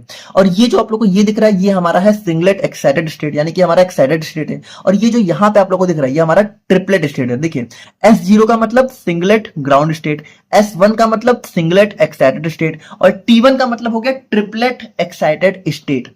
अब यहाँ पे देखिए होता क्या है, जब भी कोई इलेक्ट्रॉन यहाँ पे देखिए ये ब्लू एरो क्या दिखा रहा है, एब्जॉर्प्शन, यानी कि जब भी कोई इलेक्ट्रॉन यहाँ पे लाइट को एब्जॉर्ब करेगा तो ये क्या होगा, अपने ग्राउंड से एक्साइटेड में चला जाएगा, तो ये हमारा हो गया एब्जॉर्प्शन। अब देखिए ग्रीन एरो क्या दिखा रहा है, फ्लोरोसेंस, लेकिन जैसे ही यहाँ पे एक्साइटेड से वापस से ग्राउंड में आएगा तो ये वापस क्या करेगा, वापस यहाँ पे आते समय फ्लोरोसेंस हो करेगा। लेकिन अगर मान लीजिए कि ये जो इलेक्ट्रॉन्स है, ठीक है, अगर ये क्या हुआ कि अगर ये हमारा इंटर सिस्टम क्रॉसिंग, देखिए ये जो आप लोग को ऑरेंज कलर का एरो दिख रहा है, ठीक है, कुछ इस टाइप का, ठीक है, तो ये हमारा होता है इंटर सिस्टम क्रॉसिंग। इसका मतलब क्या होता है, इसका मतलब ये होता है कि देखिए जब हमारा इलेक्ट्रॉन यहाँ पे एक्साइटेड में गया तो एक्साइटेड से अगर ये डायरेक्टली ग्राउंड में वापस आ जाए, ठीक है, तो ग्राउंड में जब वापस आएगा तो क्या करेगा, एनर्जी को इमिट करेगा, ठीक है, तो जो कि हमें फ्लोरोसेंस के फॉर्म में शो होगी। लेकिन अगर मान लीजिए ये बिना नॉन रेडिएटिव, यानी कि बिना किसी लाइट को इमिट किए ये जो है इंटर सिस्टम क्रॉसिंग, मतलब कि इंटर सिस्टम क्रॉसिंग मतलब समझ लीजिए एक ऐसा टाइप का ट्रांजिशन जिसमें क्या हो कि इलेक्ट्रॉन यहाँ पे सिंगलेट से ट्रिपलेट स्टेट में चला जाए, और इस समय जाते वक्त क्या होता है, ये इलेक्ट्रॉन बिल्कुल भी लाइट को इमिट नहीं करता है, तो इस चीज को बोलते हैं इंटर सिस्टम क्रॉसिंग। तो इंटर सिस्टम क्रॉसिंग में क्या होता है, इलेक्ट्रॉन्स हमारा एक्साइटेड स्टेट से ट्रिपलेट स्टेट में चले जाते हैं। और देखिए जब ट्रिपलेट स्टेट में इलेक्ट्रॉन चला गया तो अब अगर ये ट्रिपलेट से वापस ग्राउंड में आएगा ना, तो जब ट्रिपलेट से ग्राउंड में वापस आता है तो इस चीज को हम लोग बोलते हैं फॉस्फोरोसेंस। अब बहुत ध्यान समझिएगा, एक टर्म हमारा यहाँ पे आप लोग को देखने को मिला फ्लोरोसेंस, और एक टर्म आप लोग को देखने को मिल रहा है फॉस्फोरोसेंस। अब इसमें डिफरेंस क्या होता है, देखिए डिफरेंस ये होता है कि जो फ्लोरोसेंस होता है ना, फ्लोरोसेंस में हमारा इलेक्ट्रॉन डायरेक्टली क्या होता है, एक्साइटेड से ग्राउंड में डायरेक्टली जब वापस आता है ग्राउंड में, ठीक है, तो ये हमारा होता है फ्लोरोसेंस। लेकिन अगर जो इलेक्ट्रॉन है ये हमारा ट्रिपलेट से, कह सकते हो ट्रिपलेट से ग्राउंड में वापस आए, तो इस चीज को हम लोग बोलते हैं फॉस्फोरोसेंस। अब अगर रियल लाइफ में पूछे कि इनके अंदर डिफरेंस क्या होता है, रियल लाइफ में डिफरेंस ये होता है कि जो हमारा फ्लोरोसेंस होता है, ठीक है, ये हमारा कह सकते हो बहुत ही शॉर्ट टाइम का होता है, लेकिन जो हमारा फॉस्फोरोसेंस होता है ये हमारा थोड़ा सा लॉन्ग टाइम का होता है। थोड़ा इसको समझिएगा कि फ्लोरोसेंस मतलब कि जैसे हमारा जो रेडियम है, रेडियम के अंदर आप लोगों को पता है कि जब तक लाइट पड़ती है तभी तक वो शाइन करता है, जैसे ही लाइट हम लोगों ने हटाई वो शाइन करना बंद कर देता है। यानी ऐसा नहीं होता कि लाइट को हटाने के बाद भी वो चमकता रहे। लेकिन कभी अगर आप लोग को याद हो बचपन में, अगर आप लोग थोड़ा सा मतलब रूरल एरिया से बिलोंग करते हो, तो जो हमारे दादा या फिर नाना वगैरह हुआ करते थे उनके पास एक घड़ी होती थी, ठीक है, जिसके अंदर ग्रीन कलर की कोटिंग होती थी। और होता क्या था कि वो पूरे दिन लाइट को एब्जॉर्ब कर सकते हो, धूप में उसको रख दो या फिर लाइट में रख दो तो वो पूरे दिन लाइट को एब्जॉर्ब करती थी, और रात में लाइट के चले जाने के बावजूद वो घड़ी यहाँ पे चमकती थी। आप लोग स्क्रीन पे देख रही होगी। तो देखिए ये जो फिनोमेना होता है, यानी कि लाइट को हटाने के बाद भी अगर कोई प्रोडक्ट यहाँ पे शाइन शो कर रहा है, यानी कि वो चमक रहा है, तो उस चीज को हम लोग बोलते हैं फॉस्फोरोसेंस। यानी कि देखिए फ्लोरोसेंस मतलब क्या है कि जब तक लाइट पड़ रही है तभी तक वो चमक रहा है, जैसे लाइट हटाई वैसे वो चमकना बंद हो गया। लेकिन फॉस्फोरोसेंस में क्या होता है, फॉस्फोरोसेंस में जब हम लोग यहाँ पे लाइट को डालते हैं तब तक तो हो सकता है कि वो चमके, हो सकता है ना चमके, लेकिन लाइट को हटाने के बाद में भी वो क्या होता है, शाइन करता है। जैसे कि देखिए वो जो हमारा फॉस्फोरोसेंस है वो लाइट पड़ने पे भी चमकता है और लाइट को हटाने के बाद भी चमकता है, ठीक है। तो ये चीज हमारा होता है फॉस्फोरोसेंस। अब लेकिन ऐसा है कि ये भी मतलब ऐसा नहीं है कि कंटिन्यू चमकता रहेगा, थोड़ी टाइम तक यहाँ पे चमकेगा, उसके बाद इसकी भी लाइफ स्पैन खत्म हो जाती है। तो देखिए बेसिकली कहने का मतलब ये है कि फॉस्फोरेसेंस जो है बहुत ही शॉर्ट टाइम का होता है, यानी कि जब तक लाइट पड़ रही है तब तक चमकेगा, जब जैसे लाइट हटी वैसे गायब। लेकिन फॉस्फोरेसेंस में क्या होता है कि लाइट हटने के बाद भी यहाँ पे शाइन करता रहता है।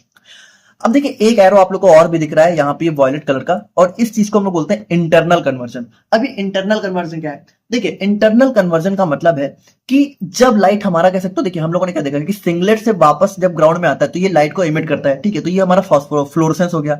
लेकिन कभी कभी क्या होता है कि जो हमारा इलेक्ट्रॉन है ये वापस एक्साइटेड से ग्राउंड में आ तो जाता है, लेकिन आते वक्त यहाँ पे बिल्कुल भी लाइट को मतलब फ्लोरोसेंस शो नहीं करता। तो ये क्यों नहीं करता? क्योंकि इसमें भी, इसके बीच में कह सकते हो कुछ ऐसी चीजें हो जाती हैं कि इसकी जो एनर्जी है ना वो एटमॉस्फेयर में ही रिलीज हो जाती है। मतलब कि देखिए ये एनर्जी को क्या कर सकता है, फ्लोरोसेंस के फॉर्म में रिलीज करने के बजाय बाकी किसी और फॉर्म में जो है रिलीज कर देता है। तो उस टाइम क्या होता है, उस टाइम हमें कोई भी जो है फ्लोरोसेंस या फिर चमक देखने को नहीं मिलती है। तो इस चीज को हम लोग बोलते हैं इंटरनल कन्वर्जन। यानी देखिए हम लोगों ने यहाँ पे क्या देखा कि हमारा जब इलेक्ट्रॉन यहाँ पे सिंगलेट से ग्राउंड में जाता है तो इसके साथ चार फिनोमेना हो सकते हैं। हो सकता है ये डायरेक्टली जो है सिंगलेट से वापस में आए और फ्लोरोसेंस वगैरह, हो सकता है कि यहाँ पे इंटरनल कन्वर्जन आ जाए, यानी कि ये सिंगलेट से ग्राउंड में आया तो डायरेक्टली लेकिन इसने फ्लोरोसेंस शो नहीं करी, और हो सकता है कि ये इंटरनल से जो है कह सकते हो एक्साइटेड से ट्रिपलेट स्टेट में चला जाए। तो इस चीज को हम लोग बोलते हैं इंटर सिस्टम क्रॉसिंग। यहाँ पे भी हमें कोई भी फ्लोरोसेंस शो नहीं होती है, और हो सकता है कि ये हमारा जो है ट्रिपलेट से जो है वापस जो है ग्राउंड में आए तो यहाँ पे हमें जो है चमक शो होती है, लेकिन इस चीज को हम लोग बोलते हैं फॉस्फोरेसेंस। आई होप कि आप लोगों को अब ये टॉपिक बहुत क्लियरली समझ में आ गया होगा। इसमें थोड़ा सा कंफ्यूजन हो जाती है बच्चों को, बट आई होप कि आप लोग को जरूर समझ में आ गया होगा। तो अब हम लोग यहाँ पे आगे बात करते हैं अपने इन टर्म्स के बारे में। तो सबसे पहले हम थोड़ा सा देखते हैं difference between fluorescence and phosphorescence के बारे में। तो यहाँ पे देखिए भाई फ्लोरोसेंस क्या होता है कि इसमें जो हमारा एक्साइटेड इलेक्ट्रॉन्स है ये हमारा सिंगलेट एक्साइटेड स्टेट से जो है ग्राउंड में रिटर्न करते हैं, ठीक है। लेकिन जो फॉस्फोरेसेंस होता है इसमें हमारा इलेक्ट्रॉन्स यहाँ पे रिटर्न कहाँ से करते हैं? ट्रिपलेट एक्साइटेड स्टेट से, यानी कि यहाँ पे S1 से S0, यहाँ पे T1 से S0। स्पिन चेंज की बात करते हैं यहाँ पे देखिए भाई हम लोगों ने देखा कि फ्लोरोसेंस में कोई भी स्पिन चेंज नहीं होती है, लेकिन जो हमारा ट्रिपलेट स्टेट है भाई, ट्रिपलेट स्टेट में हम लोगों ने क्या देखा था कि स्पिन चेंज हो जाती है। अगर आप लोग को नया याद हो तो देखिए ट्रिपलेट स्टेट का मतलब है कि जो हमारा जो इलेक्ट्रॉन्स की स्पिन है वो यहाँ पे चेंज हो जाती है, ठीक है। तो ये हमारा ट्रिपलेट स्टेट होता है भाई। देखिए इंटर सिस्टम क्रॉसिंग करते वक्त क्या होता है, इंटर सिस्टम क्रॉसिंग करते वक्त जो इलेक्ट्रॉन्स है ना इनकी स्पिन यहाँ पे चेंज हो जाती है, यानी दोनों इलेक्ट्रॉन्स यहाँ पे सेम पैरेलल स्पिन में कन्वर्ट हो जाते हैं। लाइफ टाइम की बात करें तो भाई देखिए फ्लोरोसेंस का बहुत ही शॉर्ट होता है और फॉस्फोरेसेंस का थोड़ा सा लॉन्ग हो सकता है। इमिशन की बात करें तो यहाँ पे देखिए इमिशन इमीडिएटली स्टॉप हो जाता है जैसे ही एक्साइटेशन सोर्स यहाँ पे रिमूव होते हैं। नहीं कि देखिए जब तक लाइट पड़ रही है तब तक इमिट हो रहा है, जैसे ही लाइट हटाई वैसे इमिशन भी खत्म। लेकिन यहाँ पे इमिशन यहाँ पे कंटिन्यू रहता है even after removing excitation source, यानी कि देखिए इसमें हम लोग यहाँ पे लाइट को जब हटा, एक्साइटेशन सोर्स का मतलब कि जिस चीज से एक्साइट कर लो इलेक्ट्रॉन को, तो भाई लाइट से ही तो एक्साइट कर रहे हैं, तो लाइट को हम लोग हटा लेंगे तब भी यहाँ पे चमक हमें शो होती रहेगी। तो ये हमारा आफ्टर ग्लो इफेक्ट हमें देखने को मिलता है। बाकी देखिए अब अगर हम लोग यहाँ पे इसके अंदर कुछ और इंपॉर्टेंट टर्म्स की बात करते हैं, यहाँ पे देखिए इंटरनल कन्वर्जन। इंटरनल कन्वर्जन हम लोगों ने क्या देखा था कि जब भी रेडिएशन लेस, यानी कि ये ऐसा ट्रांजिशन होता है जहां पे इलेक्ट्रॉन्स जो है एक्साइटेड से ग्राउंड स्टेट में आते तो हैं लेकिन कोई भी रेडिएशन को इमिट नहीं करते हैं, ठीक है। Move from higher electronic state to lower electronic state of the same spin multiplicity without emission, यानी कि देखिए इसमें कोई भी इमिशन नहीं होता है, तो ये हमारा इंटरनल कन्वर्जन हो जाता है। और देखिए होता क्यों नहीं है, क्योंकि the excess energy is lost as vibrational energy within the molecule. तो यहाँ पे देखिए जो मॉलिक्यूल्स होते हैं ना इनके अंदर हमारी एक वाइब्रेशनल एनर्जी होती है, मतलब कि ये वाइब्रेट करते रहते हैं, ठीक है, अपनी ही पोजीशन पे थोड़ा सा। तो यहाँ पे वाइब्रेशन के टाइम में ही इनकी सारी एनर्जी यहाँ पे लॉस्ट हो जाती है और ये फॉस्फोरस फ्लोरोसेंस वगैरह शो नहीं करते हैं। अब एक हमारा एक्सटर्नल कन्वर्जन भी आया था जिसको हम लोगों ने वहां पे नहीं देखा था। तो इसमें देखिए क्या होता है रेडिएशन। अब यहाँ पे भी एक्सटर्नल कन्वर्जन में भी क्या होता है कि इलेक्ट्रॉन्स यहाँ पे एक्साइटेड से ग्राउंड में आता है और रेडिएशन को इमिट नहीं करता, लेकिन यहाँ पे होता क्या, ध्यान समझिएगा। देखिए इंटरनल नाम क्यों पड़ा, इंटरनल कन्वर्जन का मतलब कि इलेक्ट्रॉन खुद ही के अंदर एनर्जी लॉस्ट कर दे रहा है, खुद ही जो है कह सकते हो वाइब्रेट होकर एनर्जी लॉस्ट कर दे रहा है। लेकिन एक्सटर्नल का मतलब है कि इसमें जो है कह सकते हो सराउंडिंग मॉलिक्यूल्स, यानी कि कुछ हमारे आसपास के मॉलिक्यूल्स होते हैं उनके साथ कह सकते हो टकरा के कॉलिजन करके यहाँ पे वो अपनी एनर्जी को लॉस्ट कर देता है और इसकी वजह से यहाँ पे हमें फॉस्फोरेसेंस वो नहीं होती है। तो यहाँ पे देखिए इंटरनल एक्सटर्नल कन्वर्जन इस फिगर में दिखा नहीं है, लेकिन आप समझिए कि अगर वो सिंगलेट से ग्राउंड मतलब एक्साइटेड से ग्राउंड स्टेट में इलेक्ट्रॉन वापस आ रहा है और अगर इमिशन नहीं सो रहा है तो उसके दो रीजन हो सकते हैं। एक तो इंटरनल कन्वर्जन यानी इलेक्ट्रॉन ने खुद में ही अपनी एनर्जी लॉस्ट कर दी, एक एक्सटर्नल का मतलब कि वहां पे इलेक्ट्रॉन ने जो है कह सकते हो अपने आसपास के सराउंडिंग मॉलिक्यूल्स को अपनी एनर्जी ट्रांसफर कर दी।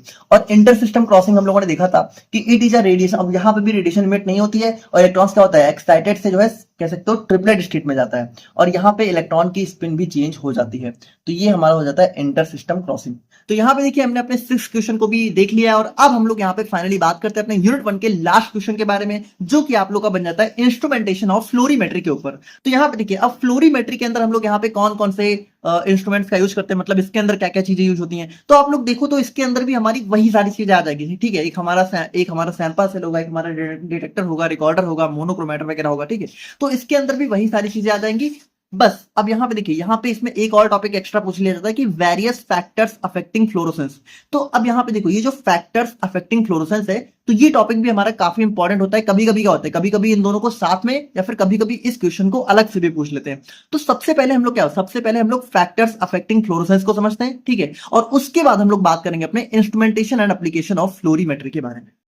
तो यहाँ पे देखिए फैक्टर्स अफेक्टिंग फ्लोरोसेंस की बात करते हैं। यहाँ पे सबसे पहला आता है मॉलिक्यूलर स्ट्रक्चर। देखिए फ्लोरेसेंस मतलब कि जैसे कि जो हमारा इलेक्ट्रॉन है, ठीक है, वो कितना ज्यादा फ्लोरेसेंस इमिट करेगा, उसको कौन कौन से फैक्टर अफेक्ट कर सकते हैं। हो सकता है कुछ फैक्टर्स को बढ़ा दें, हो सकता है कुछ फैक्टर्स को कम कर दें। तो हम लोग देखते हैं जैसे कि मॉलिक्यूलर स्ट्रक्चर की बात करें तो यहाँ पे देखिए जिन भी मॉलिक्यूल्स के अंदर हमें डबल बॉन्ड, ठीक है, एरोमेटिक रिंग्स या फिर बहुत ही रिजिड स्ट्रक्चर, रिजिड मतलब कि जैसे कह सकते हो बहुत ही फिक्स स्ट्रक्चर इनका देखने को मिले, यानी कि वो अपना स्ट्रक्चर बिल्कुल भी चेंज ना कर सके, वो रोटेट ना हो सके। तो ऐसे स्ट्रक्चर में हमें यहाँ पे बहुत ज्यादा कह सकते हो स्ट्रॉन्गर फ्लोरेसेंस देखने को मिलता है। लेकिन अगर मान लीजिए कोई ऐसा हमारा मॉलिक्यूलर स्ट्रक्चर है जो कि फ्लेक्सिबल है, मतलब कि वो कह सकते हो रोटेट हो सकता है इधर उधर, है ना, वो अपने स्पिन के अराउंड, मतलब अपने ऑर्बिटल अपने जो है कह सकते हो सेंटर के अराउंड रोटेट हो सकता है। तो ऐसे केस में यहाँ पे थोड़ा सा फ्लोरेसेंस यहाँ पे कम हो जाता है। अब दूसरा हमारा हो जाता है सब्स्टिट्यूएंट ग्रुप्स। तो यहाँ पे देखिए भाई, अगर हमारा कोई इलेक्ट्रॉन डोनेटिंग ग्रुप है तो वो हमारा जो है कह सकते हो इनहेंस कर देता है फ्लोरेसेंस को जनरली। कभी कभी कम भी कर सकता है, बट ज्यादातर केस में इलेक्ट्रॉन डोनेटिंग ग्रुप्स हमारा फ्लोरेसेंस को बढ़ा देते हैं, जबकि इलेक्ट्रॉन विड्रॉइंग ग्रुप्स को यहाँ पे कम कर देते हैं। अब सॉल्वेंट फैक्टर्स की बात करते हैं। यहाँ पे देखिए मतलब कह सकते हो यहाँ पे देखिए सॉल्वेंट फैक्टर्स ना अलग डिपेंड करता है। जैसे कुछ हमारे ऐसे सैंपल होते हैं जो कि पोलर सॉल्वेंट में ज्यादा ज्यादा फ्लोरेसेंस शो करते हैं, जबकि कुछ ऐसे होते हैं जो कि नॉन पोलर में ज्यादा शो करते हैं। तो यहाँ पे देखिए वही चीज है कि डिपेंड करता है कि जैसा सैंपल होगा उसी के हिसाब से हमें सॉल्वेंट को सिलेक्ट करना होता है। यानी कि मान लीजिए कोई सैंपल है वो पोलर में ज्यादा अच्छा हो सकता है फ्लोरेसेंस शो करे, लेकिन अगर आप लोगों ने उसको नॉन पोलर में डाला तो हो सकता है उसकी फ्लोरेसेंस यहाँ पे कम हो जाए। और बाकी देखिए अगर मान हम लोग बात करें तो जो हाई विस्कोसिटी होता है, यानी कि अगर हमारा जो सैंपल है उसकी विस्कोसिटी यानी कि उसका गाढ़ापन ज्यादा है, तो वहां पे भी हमें जो है ज्यादा फ्लोरेसेंस देखने को मिलेगा। अब पीएच की बात करते हैं। यहाँ पे देखिए भाई पीएच भी डिपेंड करता है। कुछ कुछ ऐसे सैंपल होते हैं जो कि एसिडिक पीएच में ज्यादा बेटर शो करते हैं, कुछ कुछ ऐसे होते हैं जो कि बेसिक में ज्यादा बेटर शो करते हैं। अब ऑक्सीजन और क्वेंचर्स की बात करें तो यहाँ पे देखिए क्वेंचर्स हमारा एक अलग से टॉपिक दे रखा है। क्वेंचर्स बेसिकली हमारे वो एजेंट होते हैं जो कि फ्लोरेसेंस को कम कर देते हैं। तो यहाँ पे देखिए ऑक्सीजन या फिर कुछ अदर क्वेंचर्स मतलब कि ऐसे एजेंट जैसे कि हैलाइड्स या फिर कुछ ऐसे मेटल आयंस होते हैं जो कि फ्लोरेसेंस को डिक्रीज कर देते हैं। तो ऐसे ऐसे एलिमेंट्स या फिर ऐसे जो है एटम्स अगर प्रेजेंट हैं, ठीक है, तो वहां पे भी हमें जो है फ्लोरेसेंस थोड़ी सी कम देखने को मिल सकती है।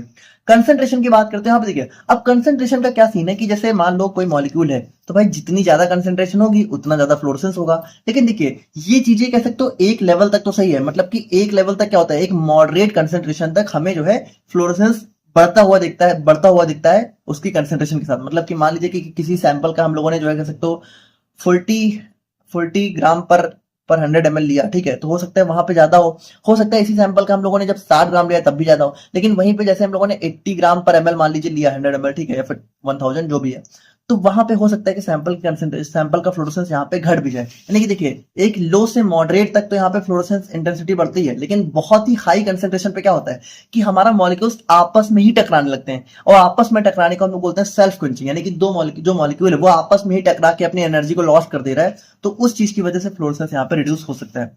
अब टेम्परेचर की बात करते हैं। यहाँ पे देखिए टेम्परेचर में क्या होता है कि ज्यादा टेम्परेचर बढ़ने पे हमारा फ्लोरेसेंस डिक्रीज होता है, क्योंकि यहाँ पे देखिए क्या होता है जब टेम्परेचर बढ़ता है तो मॉलिक्यूल्स के अंदर कह सकते हो मोशन भी बढ़ता है ना, उनकी काइनेटिक एनर्जी बढ़ती है। और जब काइनेटिक एनर्जी बढ़ती है तो वो आपस में बहुत ज्यादा कोलाइड करने लगते हैं, मतलब आपस में ही टकराने लगते हैं। और जब आपस में टकराने लगेंगे तो वो यहाँ पे जो कह सकते हो एनर्जी को लॉस्ट करेगा और हमारा फ्लोरेसेंस यहाँ पे कम हो जाएगा। लाइट इंटेंसिटी और वेवलेंथ की बात करें तो भाई देखिए सिंपल सी बात है कि जितनी ज्यादा लाइट हम लोग यहाँ पे देंगे, ठीक है, अपने सैंपल पे, उतना ज्यादा फ्लोरेसेंस वो शो करेगा। तो यहाँ पे ये भी एक मेजर फैक्टर होता है कि प्रॉपर एक्साइटेशन, यानी कि ये बहुत जरूरी है कि हम लोग प्रॉपर लाइट सोर्स दें, तभी हमें जो है एक स्ट्रॉन्ग इमिशन देखने को मिलेगा। और फाइनली हम लोग यहाँ पे बात करें अपने क्वेंचिंग के बारे में, तो देखिए ये टॉपिक आप लोग का अलग से भी दे रखा है, बाकी ये हमारा एक फैक्टर ही होता है जो कि फ्लोरेसेंस को कम कर देता है। तो इसमें देखिए होता क्या है quenching refers to any process that decrease the fluorescence intensity of sample, यानी कि देखिए क्वेंचिंग मतलब कि कोई भी ऐसी प्रोसेस जिसकी वजह से फ्लोरोसेंस यहाँ पे कम हो जाए। वैसे देखा जाए तो जितने भी फैक्टर्स की वजह से फ्लोरोसेंस कम हो रहा था वो सारी चीजें हमारी क्वेंचिंग के अंदर आ सकती है। बाकी देखिए it occurs when the excited state of fluorescence is fluorophore. Fluorophore का मतलब ऐसे मॉलिक्यूल जो कि फ्लोरोसेंस शो करते हैं, is deactivated by a quencher molecule और by other mechanism without the emission of a photon. Quenching can reduce the measurable fluorescence in analytical और research application. तो यहाँ पे देखिए फ्लोरोसेंस क्वेंचिंग का मतलब यही है कि मान लीजिए कि कोई इलेक्ट्रॉन, समझिएगा ठीक है, कि कोई इलेक्ट्रॉन है, ठीक है, कोई इलेक्ट्रॉन है और वो यहाँ पे लोअर एनर्जी से हायर एनर्जी में गया, ठीक है, हायर में। अब यहाँ पे मान लीजिए कि कुछ हमारे ऐसे एजेंट्स यहाँ पे प्रेजेंट हैं जो कि इस इलेक्ट्रॉन्स की कह सकते हो, इस इलेक्ट्रॉन की एनर्जी को यहाँ पे कह सकते हो थोड़ा छेड़छाड़ कर रहे हैं, इसके साथ इसको थोड़ा सा इधर ट्रांसमिट कर दे, ठीक है, रेडिएट कर दे। तो उस केस में क्या होगा, इसकी यहाँ पे फ्लोरोसेंस कम हो जाएगी। क्योंकि देखिए फ्लोरोसेंस का मतलब क्या है कि जब वो एनर्जी वापस आते समय इमिट करता है, ठीक है, तो उसी टाइम हमें फ्लोरोसेंस होती है। तो अगर वो एनर्जी इसके पास बचेगी नहीं तो वो इमिट क्या करेगा। तो यहाँ पे देखिए वही चीज है कि अगर हम लोग इसके टाइप्स को देखें तो टाइप्स में सबसे पहला आता है डायनामिक क्वेंचिंग। देखिए डायनामिक का मतलब होता है it occurs when a quencher molecule physically collide with an excited fluorophore. यानी कि देखिए क्वेंचर मॉलिक्यूल का मतलब कि कोई ऐसा मॉलिक्यूल जो कि हमारा फ्लोरोसेंस कम करेगा, और वो टकराता किससे, कोलाइड मतलब कि किससे जाके कह सकते हो मिल रहा है, टकरा रहा है, फ्लोरोफोर से, यानी ऐसे मॉलिक्यूल से जो कि फ्लोरोसेंस शो करने वाला है, leading to a non radiative energy loss. यानी कि जिसकी वजह से क्या होता है, हमारा एनर्जी लॉस नहीं, एनर्जी लॉस हो जाता है नॉन रेडिएटिव। देखिए रेडिएटिव का मतलब है रेडिएशन को इमिट करना। तो भाई देखिए रेडिएशन इमिट, यहाँ पे फ्लोरोसेंस भी एक टाइप का रेडिएशन ही होता है, ठीक है, जो कि हमारा सैंपल इमिट करता है जिसकी वजह से हमें चमक देखने को मिलती है। तो नॉन रेडिएटिव का मतलब कि एनर्जी लॉस भी हो गई और हमें चमक भी नहीं देखने को मिली, तो वो हमारा हो जाता है क्वेंचिंग वगैरह की वजह से। It happens only while the fluorophore is on the excited. और देखिए ये कब होता है, मतलब कि जैसे मान लीजिए ग्राउंड स्टेट है, ठीक है, ये हो गई ग्राउंड स्टेट और ये हमारा हो गया एक्साइटेड स्टेट। अब यहाँ पे मॉलिक्यूल क्या है, ग्राउंड से एक्साइटेड में जा चुका है। तो एक्साइटेड में जाने के बाद जब कोई मॉलिक्यूल यहाँ पे इससे आके जो है कोलाइड करता है और इसकी एनर्जी को लॉस्ट कर देता है, तो उस चीज को हम बोलते हैं डायनामिक। डायनामिक का मतलब कि इलेक्ट्रॉन यहाँ पे ग्राउंड से एक्साइटेड में जा चुका है, जाने के बाद जब इसमें कोई छेड़छाड़ हो तो उस चीज को बोलते हैं डायनामिक क्वेंचिंग, ठीक है। बाकी इसकी वजह से क्या होता है, फ्लोरोसेंस इंटेंसिटी और लाइफ टाइम दोनों जो है इफेक्ट होता है और हमारा जो है एब्जॉर्प्शन स्पेक्ट्रम थोड़ा सा कम हो जाता है, ठीक है। और बाकी इसमें कॉमन क्वेंचर्स की बात करें तो ऑक्सीजन, हैलाइड और कुछ मेटल आयंस होते हैं जो कि हमारा इसके साथ जो है हाँ कर सकते हैं, ठीक है, प्रॉब्लम। और सेकंड हमारा होता है स्टैटिक क्वेंचिंग। अब स्टैटिक क्वेंचिंग मतलब है कि देखिए डायनेमिक का मतलब कि जब इलेक्ट्रॉन यहाँ पे पहुंच चुका है एक्साइटेड स्टेट में, उसके बाद अगर कुछ प्रॉब्लम हो तो हमारा डायनेमिक हो गया। लेकिन अगर मॉलिक्यूल मान लीजिए ग्राउंड स्टेट में और इसी टाइम अगर कोई क्वेंचर आके इसके साथ कुछ छेड़छाड़ कर दे जिसकी वजह से इसकी इंटेंसिटी कम हो जाए, तो उस चीज को हम लोग बोलते हैं स्टैटिक क्वेंचिंग। यानी कि ये कब होता है, जब हमारा मॉलिक्यूल है वो ग्राउंड स्टेट में ही होता है, उसी टाइम अगर कोई क्वेंचर आके उसके साथ कोई कॉम्प्लेक्स वगैरह बना ले, ठीक है, तो उस चीज को हम लोग बोलते हैं स्टैटिक क्वेंचिंग। और सेल्फ क्वेंचिंग की बात करते हैं, यहाँ पे देखिए भाई सेल्फ क्वेंचिंग मतलब क्या होता है कि जो मॉलिक्यूल्स हैं अगर मान लीजिए उनकी कंसंट्रेशन बहुत ज्यादा हो जाए और वो आपस में ही टकरा के अपनी एनर्जी लॉस्ट कर दें, तो उस चीज को बोलते हैं सेल्फ क्वेंचिंग। तो ये हमारा होता है क्वेंचिंग। और अब हम लोग यहाँ पे फाइनली बात करते हैं अपने इंस्ट्रूमेंटेशन ऑफ फ्लोरीमेट्री के बारे में। अब देखिए इंस्ट्रूमेंटेशन की बात करें तो देखिए लगभग यहाँ पे बिल्कुल सेम ही इंस्ट्रूमेंटेशन होने वाला है। पहले हम लोग डायरेक्टली देख लेते हैं, जैसा हम लोगों ने यूवी विजुअल में देखा था, बस यहाँ पे डिफरेंस क्या है, यहाँ पे हमें जो है देखने को मिलता है दो मोनोक्रोमेटर, यानी कि एक हमारा होता है प्राइमरी मोनोक्रोमेटर, एक हमारा होता है सेकेंडरी मोनोक्रोमेटर। अब इसको देखिए बस यही डिफरेंस है, बाकी देखिए लगभग सेम ही है कि एक हमारा लाइट सोर्स होता है जहां से लाइट जाती है, फिर हमारा मोनोक्रोमेटर होता है जो कि पार्टिकुलर वेवलेंथ को सिलेक्ट करता है जो कि हमें चाहिए होती है, फिर वो वेवलेंथ हमारी सैंपल सेल से जाती है और फिर सैंपल सेल हमारा क्या होता है, फ्लोरोसेंस को इमिट करता है। देखिए यहाँ पे ये फ्लोरोसेंस मतलब कि कह सकते हो कि देखिए फ्लोरोसेंस मतलब कि चमक को इमिट कर रहा है, ठीक है। तो अब ये सेकेंडरी मोनोक्रोमेटर क्या होता है, अब इस सेकेंडरी मोनोक्रोमेटर क्या होता है ना कि किसी जो फ्लोरोसेंस हमें चाहिए होती है, ठीक है, जो कह सकते हो वेवलेंथ हमें रिक्वायर्ड होती है उसी को वापस सेलेक्ट करके हमारा यहाँ पे डिटेक्टर में भेजता है। तो देखिए अभी इसको थोड़ा समझेंगे थ्योरी में ज्यादा अच्छे से और फिर हमारा फाइनली रिकॉर्डर होता है जो कि हमारा रिकॉर्डिंग शो करता है।